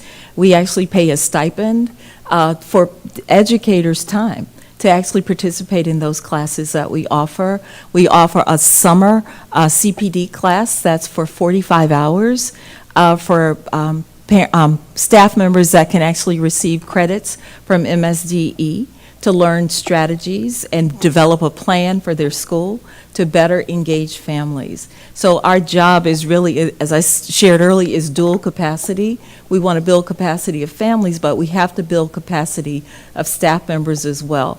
As a member, a board member of the National Association for Family School Community Engagement, we've actually written a document that we are working with universities around the country to build into teacher preparation programs, education about how to engage families as partners. And that is a big part of our work here in the school system as well. Not only did I contribute to that book and that training, but April Shannon on my team also contributed. And we want to make sure that it's modeled here in Prince George's County as well. Thank you, Board Member Briggs. Appreciate it. You have a second round, though. We will go to Board Member Murray. No? Okay. Now we will go to second round. We have Vice Chair Walker. Yes, this will be super quick. Your role on PCAC, can you talk a little bit about that? Your role on PCAC in partnership to advise our board and our administration on parental engagement, et cetera. That would be great. And then my second question, it's not a question, but the second thing is, I was in Charles County at one point at an event, and they had, regarding opioids, they had a heroin van. I think it was called Heroin Van. And when you walk into the van, it was set up like a child's room and parts of a house. And what it allowed people to do is, as parents, you could walk inside of it and recognize some of the telltale signs of whether your child was using drugs. So like shoelaces not inside of the shoes, or ties and they don't normally have ties, or just in the trash cans or right at the sink. It just was set up really nicely. And I'm wondering if there's an opportunity, because when I think of parent engagement, some of it is teaching, right? Just making people aware of these are some of the things that you could look at. And I just think that that's so marvelous. So if we could somehow partner with Charles County to get that van, I think that's the only van inside of Maryland, if I'm not mistaken. Don't quote me, but I think that I walked away with that. That would be great. Thank you for that. We are partners with the Office of Family Engagement in Charles County, so I will be Oh, looking into yay. that. Thank you. It's amazing. Yeah, I have a picture of it. I'll show you before you leave. Thank you. Thank you. Thank you, and I'm ready for you to answer the first And the question. Parent Community Advisory Council? Yes. I am, along with Mrs. Robin Welsh, appointed members by the executive team in Prince George's County Public Schools to serve on the Parent Community Advisory Council. And as staff members, we are on the agenda to offer updates just about our work for family engagement. And so it's a very enjoyable opportunity because we get an opportunity to work with parent leaders across the district. And we do advise and support them as well. Because as parent leaders, oftentimes we don't spend a lot of time helping them understand how to navigate the system. Thank you. And so that is our role as staff for the superintendent on PCAC, helping that body understand what it means to advise. Advise doesn't mean we come in and tell you what to do. It means that we come in and we look at the data and we make recommendations based upon what we see from the parent lens. Well, we appreciate that. Parent engagement is so broad, and we want to make sure that we are tapping into that all the way. It's one of my core priorities. Thank you. Thank you. We will go to round one with Board Member Jackson. Good evening, Dr. Jackson. I like that last name. So I have just two questions. So the first question I have is about how you reach the community. Can you describe the different modes of communication? Because the technological divide is a serious thing, especially within inside of my community. I think we have some of the most economically well off and some of the most economically challenged people within inside of District 6, at least the composition of District 6. So I just want to know some of the ways that you try to reach out to the parents, other than just the traditional publications. And my second question, just because I want to respect my time, is I have a couple of schools in my district that have voiced concerns about being able to engage at the school level, and can either for not understanding the process on how to become a volunteer or how to get to the schools. Can you describe the process in which parents have to go through in order to be present in the schools? Thank you. Okay. So I'll start with the second question, because we do have a process in Prince George's County Schools that talks about how to become a volunteer. And one of the staff members in my department, Janice Cook, works closely with any parent who would like to be a volunteer in a school. And I can provide through Chief Patel her contact information. All a parent has to do, and it's actually on our website. If you want to volunteer, this is who you contact, and they will facilitate that process with you.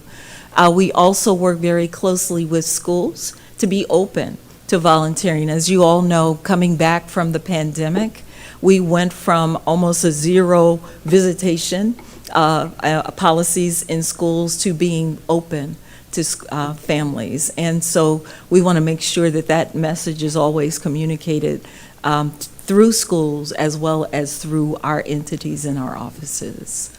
And I apologize, the first question that you had. Oh, no problem. The first question was more so about the different modes of communication in which you reach out to the community, like parents.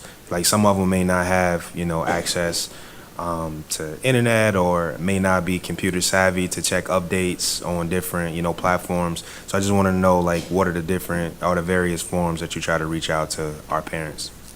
So we use a wide variety in schools that have a parent engagement assistant, because most parents are signed up with their school through Class Dojo. It goes in the Class Dojo portal for parents. It's on our website.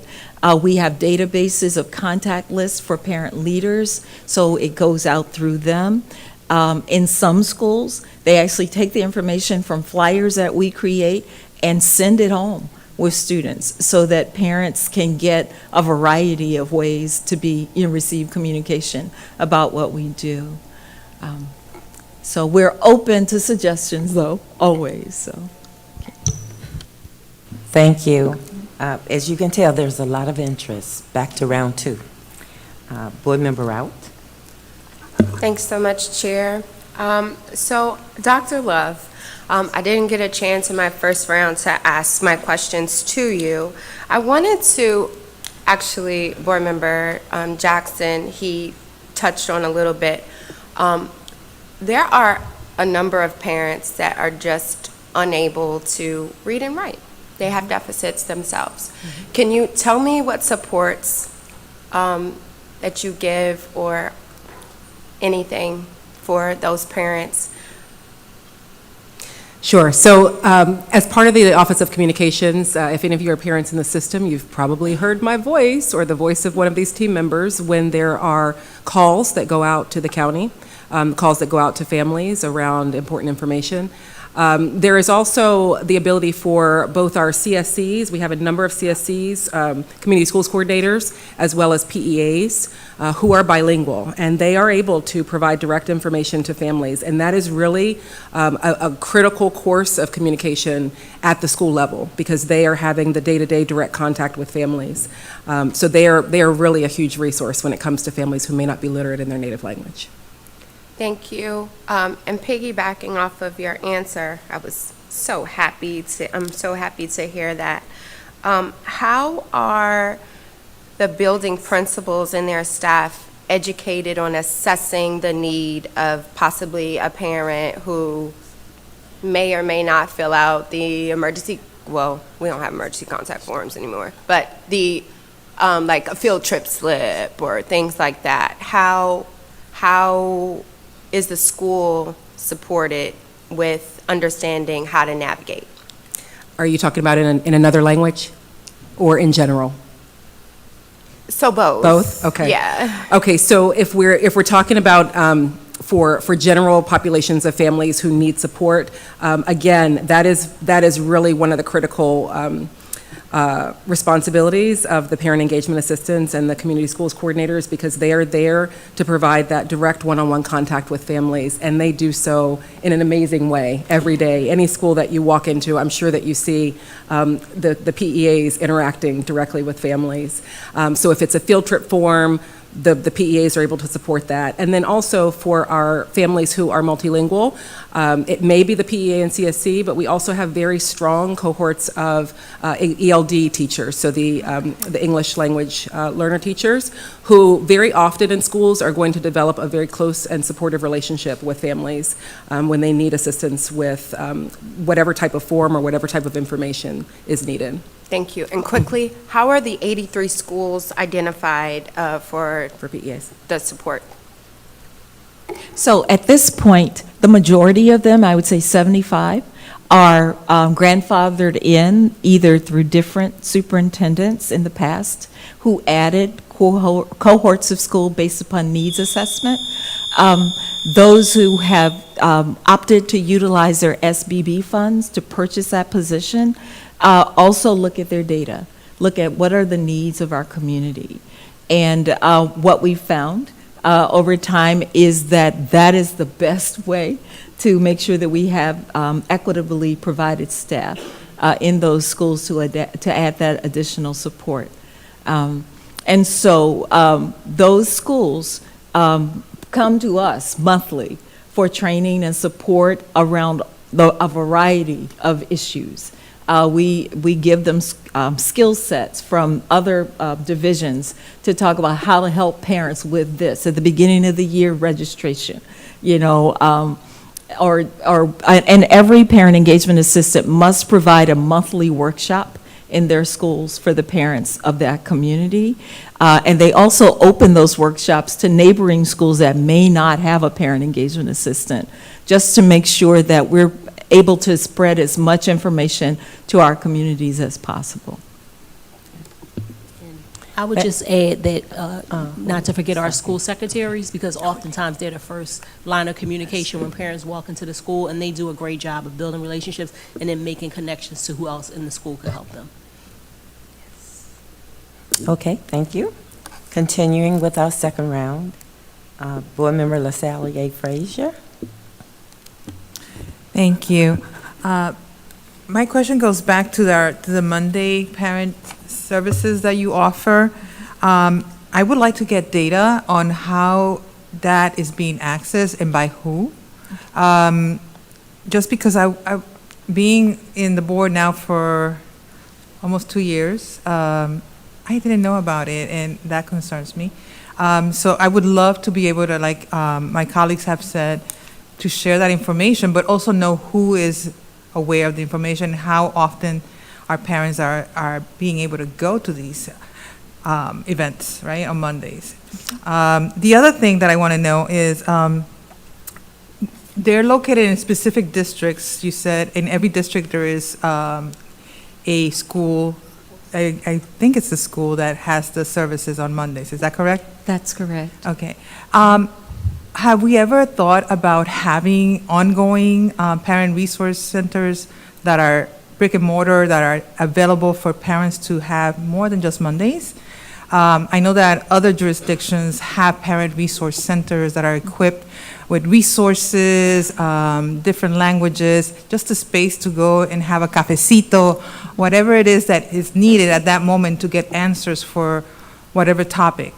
I wonder, have we explored that? I know that it is a budgetary issue, but have we ever considered having brick and mortar parent resource centers, at least by region, south, north, and center of Prince George's County? Thank you for that question, and yes, we have. However, we would love to revisit it. Right now, the 9 parent support centers that we have were identified by Board of Education members, and they were set up in schools identified by those board members. And I'm sorry, I can't name them all off the top of my head, but they were identified because of their location. Are they in the middle of that school district, so that parents have easy access to get to them? The ones that some of our districts around us have that are located in individual schools, again, are based upon a budgetary issue. We've had some of our schools that are Title I schools that are funded parent resource centers. Our Division of Special Education has parent support center centrally located, but they actually also go into different locations to host them. But it's not a standing brick and mortar setting. So we appreciate your input and your thoughts about that, and that's something that we can take back and talk about. Thank you. Thank you so much. Next, we have Board Member Boozer Struther. Thank you so much. When I first put on my light, I was going to ask about PCAC, but Vice Chair Walker has covered that. I did want to note and thank you for the parent volunteer roles in the school buildings. I think we had an exchange at the beginning of the school year. I had asked about if there was a report on that, and I'm beginning to see those announcements come from principals with actual job descriptions and that parents can sign up. And I think one thing we're all feeling around our students and mental health, behavioral health challenges is the need for more adults in the building, and our employees are telling us they need more adults in the building, and I'm seeing that progress, so I want to thank you for that.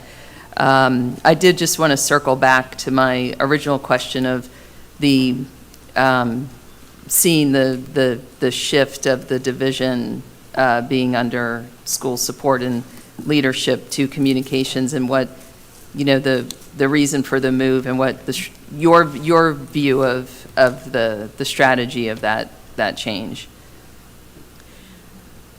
The beautiful thing about the change that has happened is I had experience in the Division of School Leadership that helped me build relationships with school leaders, but coming into communications, I now have the skills to be able to communicate more effectively and not bombard my beautiful principals.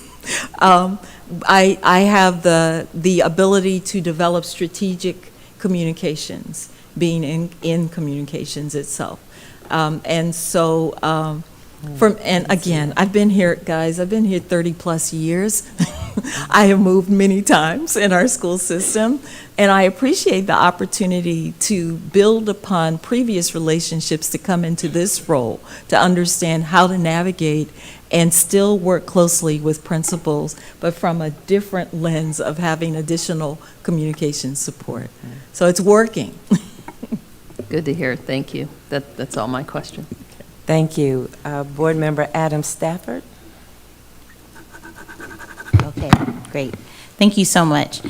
I have two clarifying questions and then two additional questions. So is the Kinder Connect program with 4-year-olds or 5-year-olds, pre-K4, pre-K5? It's with 4-year-olds who are, they can be either 4 or 5, but they're entering kindergarten.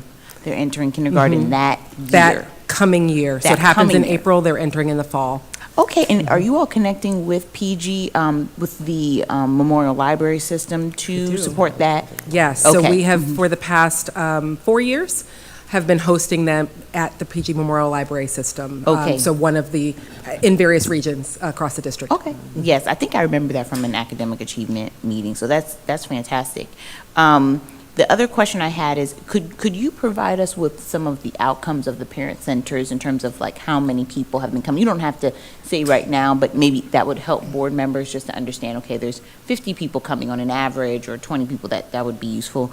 Additionally, I wanted to know if is the do you feel that fingerprinting is a barrier to parent engagement? And if so, what are we doing to assuage that for parents so that, you know, if they do want to participate and they don't have funding to do that, are we providing a stipend or is that something that we can support with the board? So for parents of students who are in Title I schools, the cost of fingerprinting is covered. Okay. For schools that are not Title I schools, we work very closely with our companies that provide fingerprinting services to see if we can lessen those fees. Our biggest issue for fingerprinting is what we all remember from 2019. The issues that we've had with keeping children safe. That is why we have our fingerprinting process in place. And every parent or community member who wants to volunteer must go through our Safe Schools program. Yeah. And so it's all about keeping children safe, but it's also a concern that we too have about the cost of fingerprinting. Do we do on-site fingerprinting at all? Because do people have to go to the central office to have the fingerprinting? Are there a different, I'm going to defer to Mr. House, because I think we've changed. And actually, I'll refer to our HR department. We have done it a couple different ways, but Dr. Bowen? Good evening. We have 3 different locations, one in the north, central, and south, in which our families and volunteers and everyone can go and get fingerprinted. Okay, and you know, we're good at doing mobile stuff. You know, we got our mobile recruitment situation happening. Maybe we can do a mobile fingerprinting, maybe at some of our back-to-school events that could capture parents while they're already, you know, out and supporting. So that could be an idea as well. But thank you so much. Appreciate it. Thank you. And our last second rounder that I see is Board Member Briggs. Thanks so much, Chairman Kinsmurray. So I wanted to start off with Dr. Love, because I had a question that came up that I didn't get to ask you. And this was around how do we support high English language learner schools and how are we supporting with cultural responsiveness? I know that we've had a number of, this is kind of a two-part question because we have a number of refugee families that have come in and I think it's just, the challenge of getting the school up and ready to, be responsive to the needs of that unique population. How are we supporting those services? And do we look outside of PGCPS for that? So actually, yes, we do. We rely very heavily on our partners with the International Rescue Committee. They have developed a really robust workshop program and have been in several schools over the course of years to provide training and support. Our International Student Admissions and Enrollment Office through the Department of Student Services is also a tremendous resource and has been physically in schools. They have a cadre of international student counselors who are able to go in, meet with administrators, meet with students, meet with families. Yeah, and I think the big thing I really am curious about is, are we tracking outcomes as we get more, as unfortunately as more wars and challenges arise globally, this could be something that we continue to be impacted by. Are we tracking those populations when they come in and how those supports are actually turning out for them? And it's So that is one thing that is, it is happening through the International Student Admissions and Enrollment Office, because they're the ones who keep both the quantitative and the qualitative data around those instances. So student services would definitely be able to connect with that information. Okay, great. Thanks so much. And then the next set of questions is for Dr. Jackson. So I had a question about the parent engagement specialist. There's an A there somewhere, so I'm not sure if I got that wrong, but either way. So do you all coordinate with HR? I know that there's some schools that have them, and there are some positions that are just harder to hire for. Do you all coordinate with HR when you're going through that process and kind of keeping tabs on the people? Absolutely. HR is truly our partner in making sure that those schools that have those vacancies get them filled. At this moment, I think we may have maybe 2 vacancies right now out of the 83. But it is because of that strong leadership and partnership that we're able to keep those positions filled. Okay. And then I wanted to come back to the question that I asked earlier because I didn't ask it properly. So I wanted to know what triage, if any, are we providing to teachers when they may be struggling with their relationships with parents? And then do we track teacher improvements in any way? So, we have, for example, the hotline where we say, like, this school had this issue where they're not grading right or parents are complaining about this, right? But we have a school that may have more of these issues than others. Are we keeping tabs on that data in any way if that's happening? And are we kind of offering targeted supports either to teachers or to school leadership or both? May I defer to our Chief of School Leadership and School Support with that? Yes, so when those issues arise or areas that need support, it would be the principal, the school leader, or school leadership team at the school level who would be giving support to that teacher, and it is tracked through eDoctrina, where they would keep notes of all supports that is happening. And I can't remember right now in our framework for teaching the exact spot that would show up. It's is it 3? Yes, domain 4. Domain 4. That would show up in domain 4 around professional development, and it would all be logged and tracked there, and progress would be tracked there. This is my last question. So I just was curious, like with that issue, sometimes we have some complaints. It's probably a small thing and it's likely just one-offs, but where they say, oh, this person had issues and they got promoted to assistant principal, to principal, but no one tracked it. No one kept up with maybe the culture of the leadership style or how they're approaching things. Are we using that data to kind of also include that in reviews, end-of-year reviews for, staff and things like that? And can we do that if we're not doing it? Yes, that is the goal. Thank you so much. I see no more lights. So to Dr. Sheila Jackson, to Dr. Love, thank you for this engagement. I think it was great. I think the board members appreciate it. And I believe the blueprint, this is one of the pillars in the blueprint, which is community engagement. It's 4, I'm being told. Superintendent House, thank you. You brought a team who definitely understands their craft because they spoke from the heart, and we appreciate that. And board members, thank you for managing to stay pretty much within the time. So we'll keep practicing. Thank you, guys. Now we'll go to 3.2, Superintendent 90-Day Plan. The chair recognizes Superintendent House to present item 3.2. Thank you, Madam Chair, and again, good evening to board members and community. Tonight, I'll share highlights from the first 90 days that have really helped to develop a roadmap that I believe will be effective in guiding our journey towards what I like to call it a stronger PGCPS. But first, I want to share some good news that really rolled in over the course of the last 24 hours. The Maryland school report cards were released just here recently, and there's definitely some bright spots that I believe we can all be proud of. More than 72% of our schools receive among 3 highest ratings of 4, 5, 3, actually 3-star, 4-star, and 5-star. of schools that saw these ratings increase from last year. Nearly 75% of our schools saw gains in academic achievement as a whole, including in the elementary and middle school math area. And when compared to state data, more of our schools gained a star from last year, while few of our schools lost a star. 10% of our schools gained at least 1 star. Even AMIT, the return of factoring in the chronic absenteeism, which is a whole different conversation in itself that we're working on at the state level. Our chief accountability officer and his team have worked already to testify there, and we're really pushing the envelope around what that data means. Now, the state report card findings confirm what we already knew, and that's essentially that our students are moving in the right direction. They tell a similar story on the recent MCAP scores as well, which showed our students growing in both English language arts and mathematics, with so many just on the cusp of proficiency, those bubble students that you've heard us talk about in the past. While we know that this is not a complete picture of students and in schools in terms of achievement, the report cards do offer a snapshot insight in reference to where we are and where the opportunities for improvement are as well.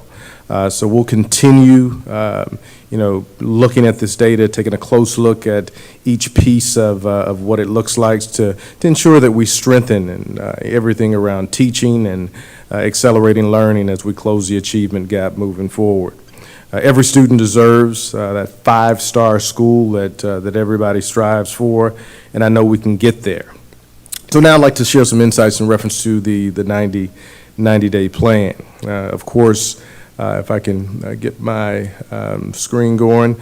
Over the past several months, I've had the opportunity to listen, learn, and engage also with stakeholders in an effort to gather input and forge connections that really have led us towards a stronger and more vibrant educational community.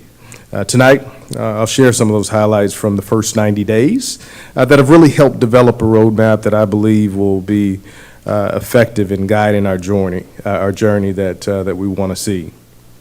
In our ongoing commitment to transparency and collaboration that we've talked so much about, this fall we of course hosted Listen, Learn, and Lead town halls that really provided an opportunity for me to do just that.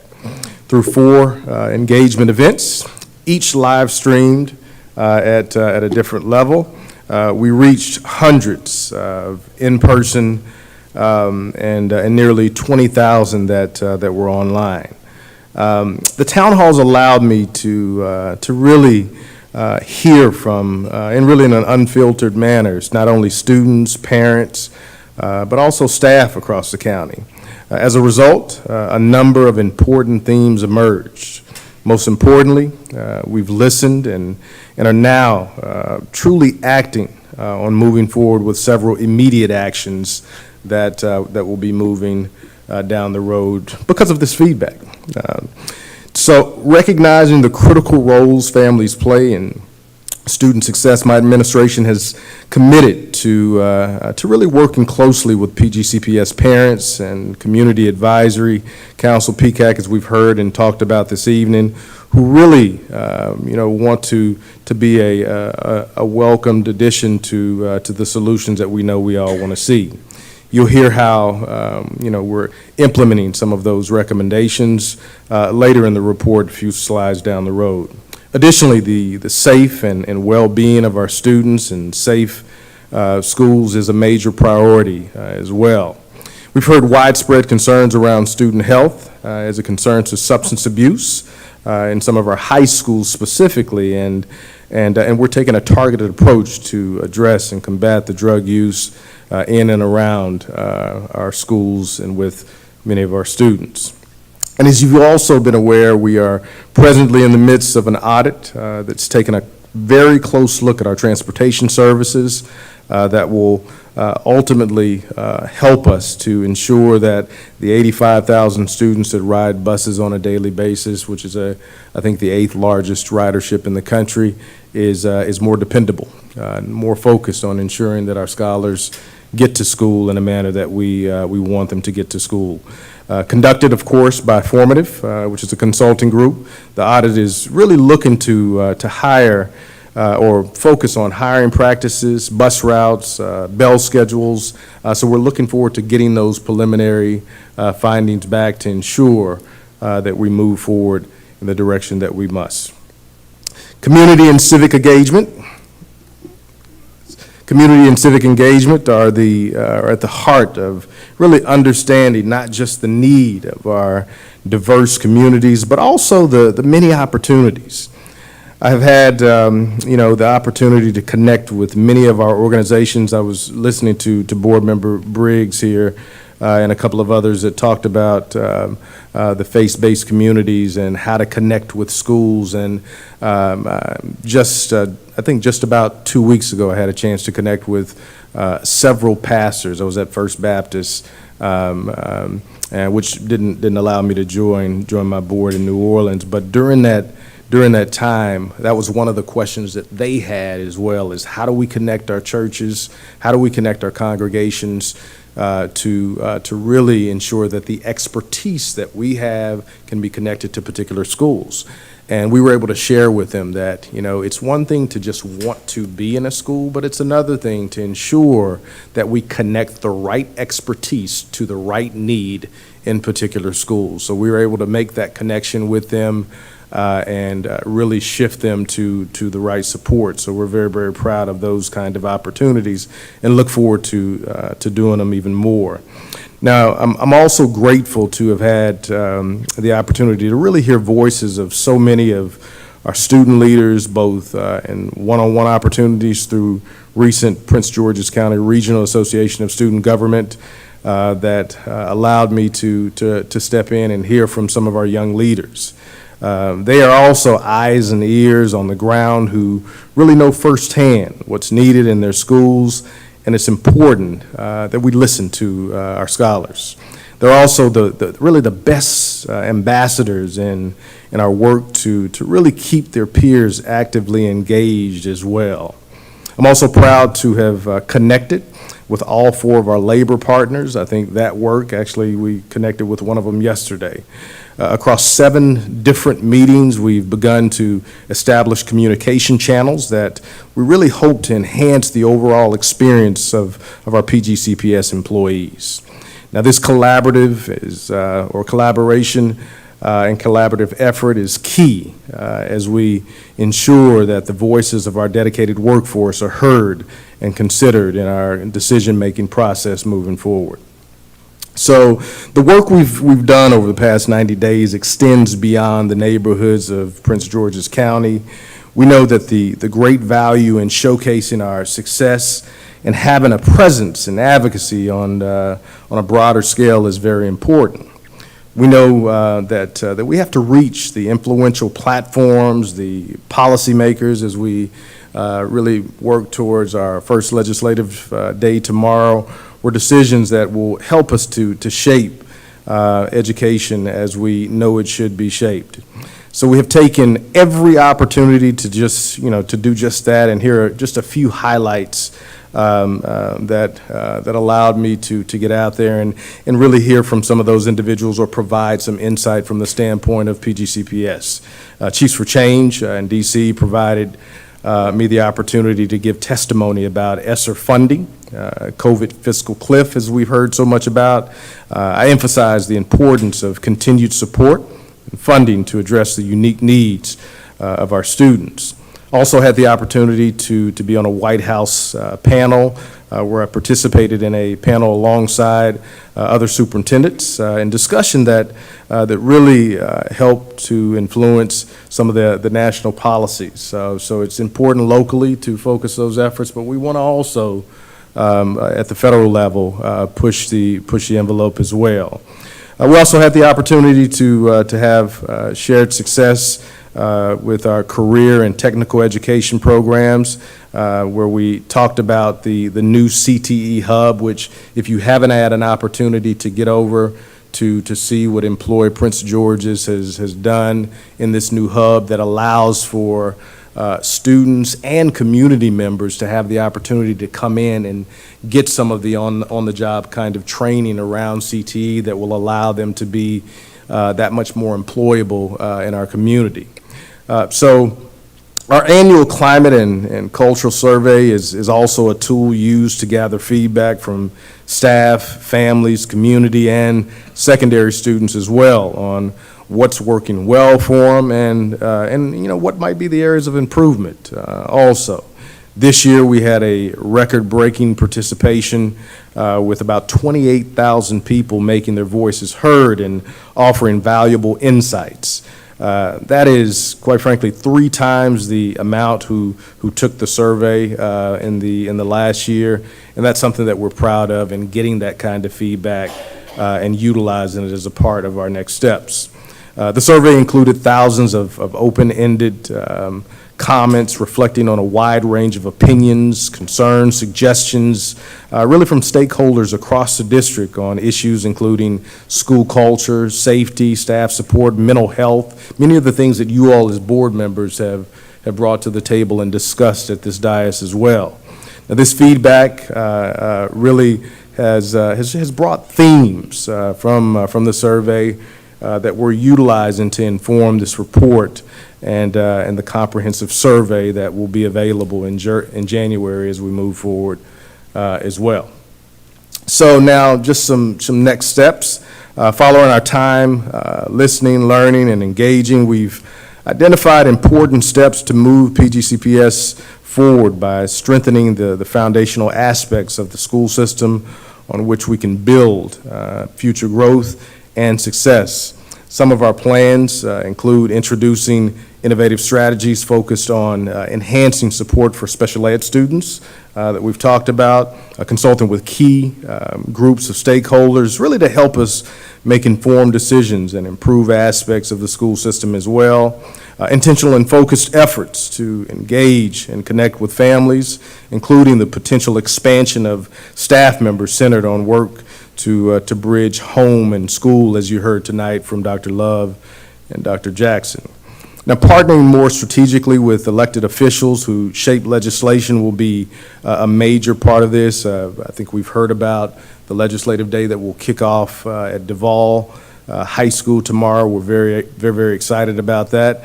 The 2024 platform outlines an official position around the legislation that we support and oppose, impacting recruiting, staffing, curriculum development, assessment, and grading policies, not to mention funding for critical programs, school and community safety as well, and special education. And there's so much more. The 90 days in Annapolis will be important, and I look forward to engaging with board members and making certain that our voices are heard during this session.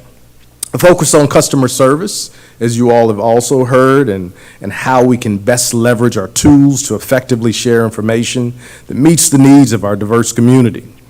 We have initiated a usability audit of PGCPS's website to really take a look at where the clicks are actually happening and whether we have our website lined up in the manner that's most effective and most efficient for our community as well. Now, the implementation of new policies to support students and enhance operational efficiency and excellence will also be a big part of this work as well. And involving our work to hire and retain talented national teaching and staffing shortages is going to be a big part of this work as we move forward also. Notably, we will continue efforts already underway in reference to our Grow Your Own pipeline, while also looking towards recruiting and supporting a more diverse workforce that reflects the families that we serve on a daily basis.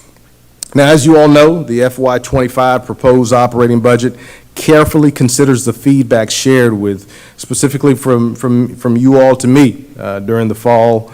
And when I say you all, I'm speaking to community as well. The board also laid out priorities that we've aligned with, which is very important as well. The focus areas for the FY25 budget are an extension of the core values outlined not only with our board, but also in the 90-day plan. For this budget proposal, those particular areas are here. As you'll see, cultivating world-class talent, accelerating student performance through innovation, delivering effective services for students and well-being, and ensuring safe campuses, students, and staff. I know we've had individuals this evening talk about safe passages as well, and all of these things are, I think, important in the work moving forward. So building upon the blueprint for Maryland's future, we're focusing on the priority areas including accelerating achievement in mathematics, improving school culture, climate, and continuing the implementation of social and emotional learning and mental health supports. Notable efforts also include expanding pre-K, fostering career coaching partnerships, and also enhancing community schools that we've heard so much about.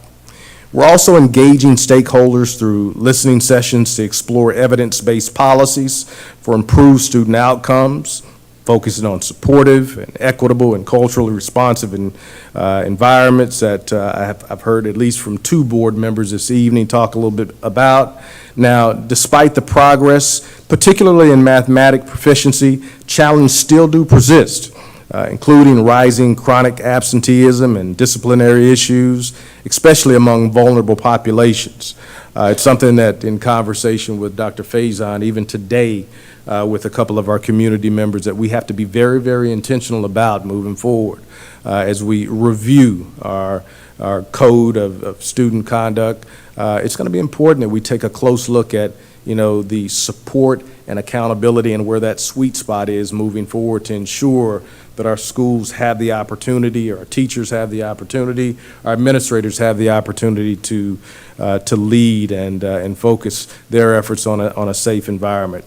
Now, our commitment to supporting unique student populations and an emphasis on mathematics underscores the framework guiding the ongoing improvements that we want to see as well. Now, in conclusion, my 90-day report overview, which will next be shared with all of our employees. As you all know, due to an unforeseen circumstance, we had to reschedule our rollout to employees. So we're looking forward. Actually filmed a video for them today that goes out, but we'll also provide an opportunity for them to provide additional insights and answer questions for them as well. Now, in conclusion, I want to underline our commitment to transparency and updates, which we will provide as we reach important milestones along the way. Together, we want to continue to ensure that this journey towards a stronger future in the Prince George's County Public Schools is the vision and the North Star that we want to focus on. Madam Chair, that concludes my update. Thank you so much. And we appreciate your sharing your 90-day plan with the community. Board members, we will stick to our 5-minute first round, 3-minute second round for questions and answers. I see no lights. Does anyone have a question? I see a light. Okay. Let's see who is the light. Board Member Boozer Struthers, Yeah, first round. Thank you. Thank you, Chair Mickens-Murray. Thank you, Superintendent House. Thank you for all your work and what you presented in the report. The presentation of the 90-day entry plan, the planting the seeds, listen, learn, and lead, there were four critical component areas, and each of them have about 10, had a sort of we will statements. I was wondering if you could provide for the board and for the public an additional document that takes each of those about 40 items and kind of has like a in process, complete, and maybe some narrative that would help link where we started and what you've reported tonight. So obviously that would take a little time, so I'm not asking for bullet by bullet in the moment, but for a follow-up document. Well, I was going to go through bullet by bullet, and I'm just joking. Thank you. But we'd be glad to provide what I hear is kind of a crosswalk of where we started and what the progress has been towards those particular bullets along the way. We'd be glad to do so. Yeah, and if you want to offer any, sort of more high level of that here in the moment, that's great as well. But the details I'm not asking for right now. Okay, we'll do so.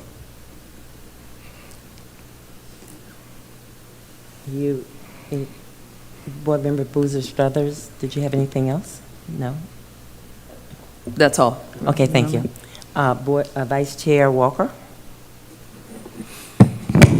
I love the red, yellow, green in process measures. I was looking at this and I had your 4 priorities. Interesting that Pam talked about it across the top. And then I looked at the budget priorities, the ones that you have the 4 there. And I feel like I can link everything, which is school safety, staffing and recruiting, student well-being and academic improvement through innovation into your plan. What I didn't see is the strong operations and financial core. So I'm just wondering, I guess through fiscal responsibility, maybe that will be how it is linked. You can let me know if I'm going on the right path of that. I'm just trying to make sure I'm linking that to what our budget priorities are.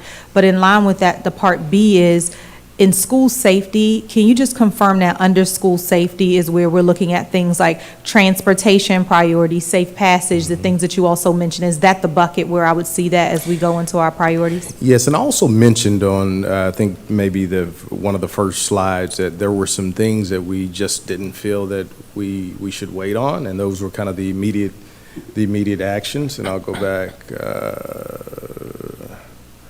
to that particular slide. Where is it? Oh, it's missing the top portion. So of course, here, what we thought was important versus waiting until all of the findings are in, we needed to focus our efforts on what we needed to do in reference to transportation. That's why we moved forward with the audit. We also put together a task force on student health, specifically at one of our high schools as well. And then, of course, the PCAC council. So those were some things that we wanted to focus on the onset to ensure that we didn't wait.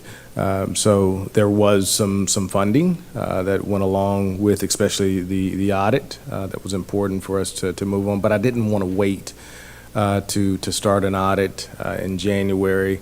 We'll have findings by January so that we can move forward to ensure that the start of next school year includes some of the recommendations that we know we have to focus on.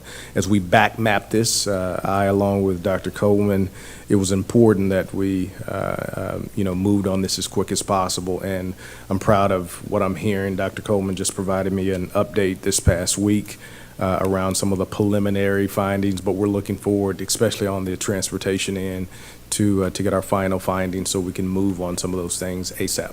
Okay, thank you. And then the final piece that I have is around the rollout of the weapons detection. I know that they are inside of our high schools, so I think it would be super helpful as you provide updates to just outline our high schools and just show where we are as far as the rollout plan, as well as some of the lessons learned that we're rolling out to some of our other schools. So for instance, the earlier schools might have had long lines outside, but some type of way, maybe we've enhanced that, or what do we do? How are people sharing the lessons learned from one school to another? Because it should be more expedited and more effective and efficient. Great question. And just to kind of give some insight there, all of our high schools are outfitted, and there have been lessons learned already. And a big portion of what we've seen in terms of those lessons learned is, and correct me, Dr. Coleman, but the design of our buildings are very different. But we're having security personnel to communicate with each other, to be able to provide insights for some of those newer schools. Training is a big mechanism in terms of what this looks like. So before we deploy equipment, it's important that the training is in place. We also learn that, where those security enhancements are placed in the building is extremely important. But we also have learned that nothing replaces personnel, individuals that are insightful, individuals that are paying attention, individuals that understand what happens beyond the security enhancements. This budget, I think, is going to be reflective of being able to support even more of what that looks like. We also know, as a lesson learned, wherever we have security enhancement equipment, we need personnel as well. So that's a big part of the ask that came from our security personnel department to ensure that we have additional supports on the ground. And thank you for that. The only thing that I would add is that to help with the rollout of the security enhancement devices, we've really had a coordinated effort with the Office of School Support and Leadership, where the principals have actually visited the schools prior to their rollout date so that they had a great idea of what the rollout would look like with their particular security teams. And so it helped with them learning lessons prior to their rollout date.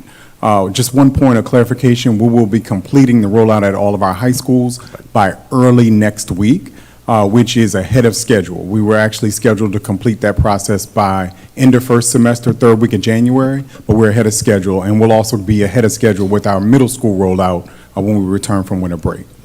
Thank you, Dr. Coleman. I'm a week ahead. Very good, thank you. I see no lights, so I will.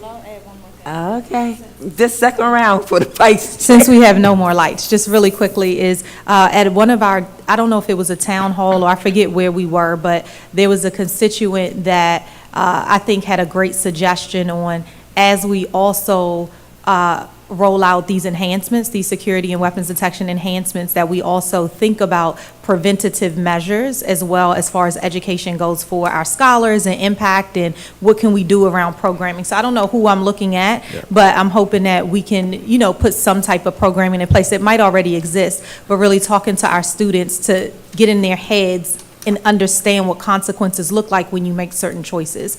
And I think that's going to be important too as we roll this out. And board members, Vice Chair Walker, one of the things that we met with the county yesterday, and we talked about some of these training mechanisms that even the county can assist in providing with some of our adults, that we can provide to some of our children as well. So we're, not just internally trying to, focus our efforts, but also externally bring in, partners that have the expertise from the outside as well. Thank you so much. Seeing no lights, Superintendent House, thank you for the 2 presentations. Well done. I think it was an engaging session. And board members, all follow-up items from this meeting will be posted upon receipt. I would also like to inform the public of the board's upcoming meetings. They are as follows. Policy and Governance Committee meeting, December 19th, 2023, 5 p.m. Operations, Budget, and Fiscal Affairs Committee meeting, December 20th, at 5 p.m. Parent and Community Advisory Committee meeting, January 10th, 2023, at 7 p.m. The next board meeting will be January 11th, 2024, at 7 p.m. Please continue to check the board website for updates and more information about the upcoming board meetings. And before we leave, on behalf of the board, we wish everyone a happy holiday season. Get some rest, relaxation, and we'll see you back here in January.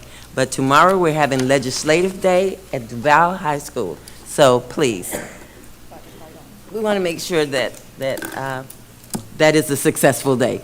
So with that said, may I have a motion to adjourn? I move that we adjourn the meeting. I just had a go ahead. point of information. Is Legislative Day at Wise or is it at Duval? It's at Duval. Was it Duval? Okay, I'm sorry. I thought I saw. No, the press release at Wise. you did see it. There was another one sent out too. I saw it too. Yes. Thank you. You're welcome.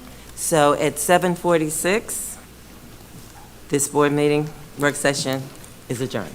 Thank you. Thank you.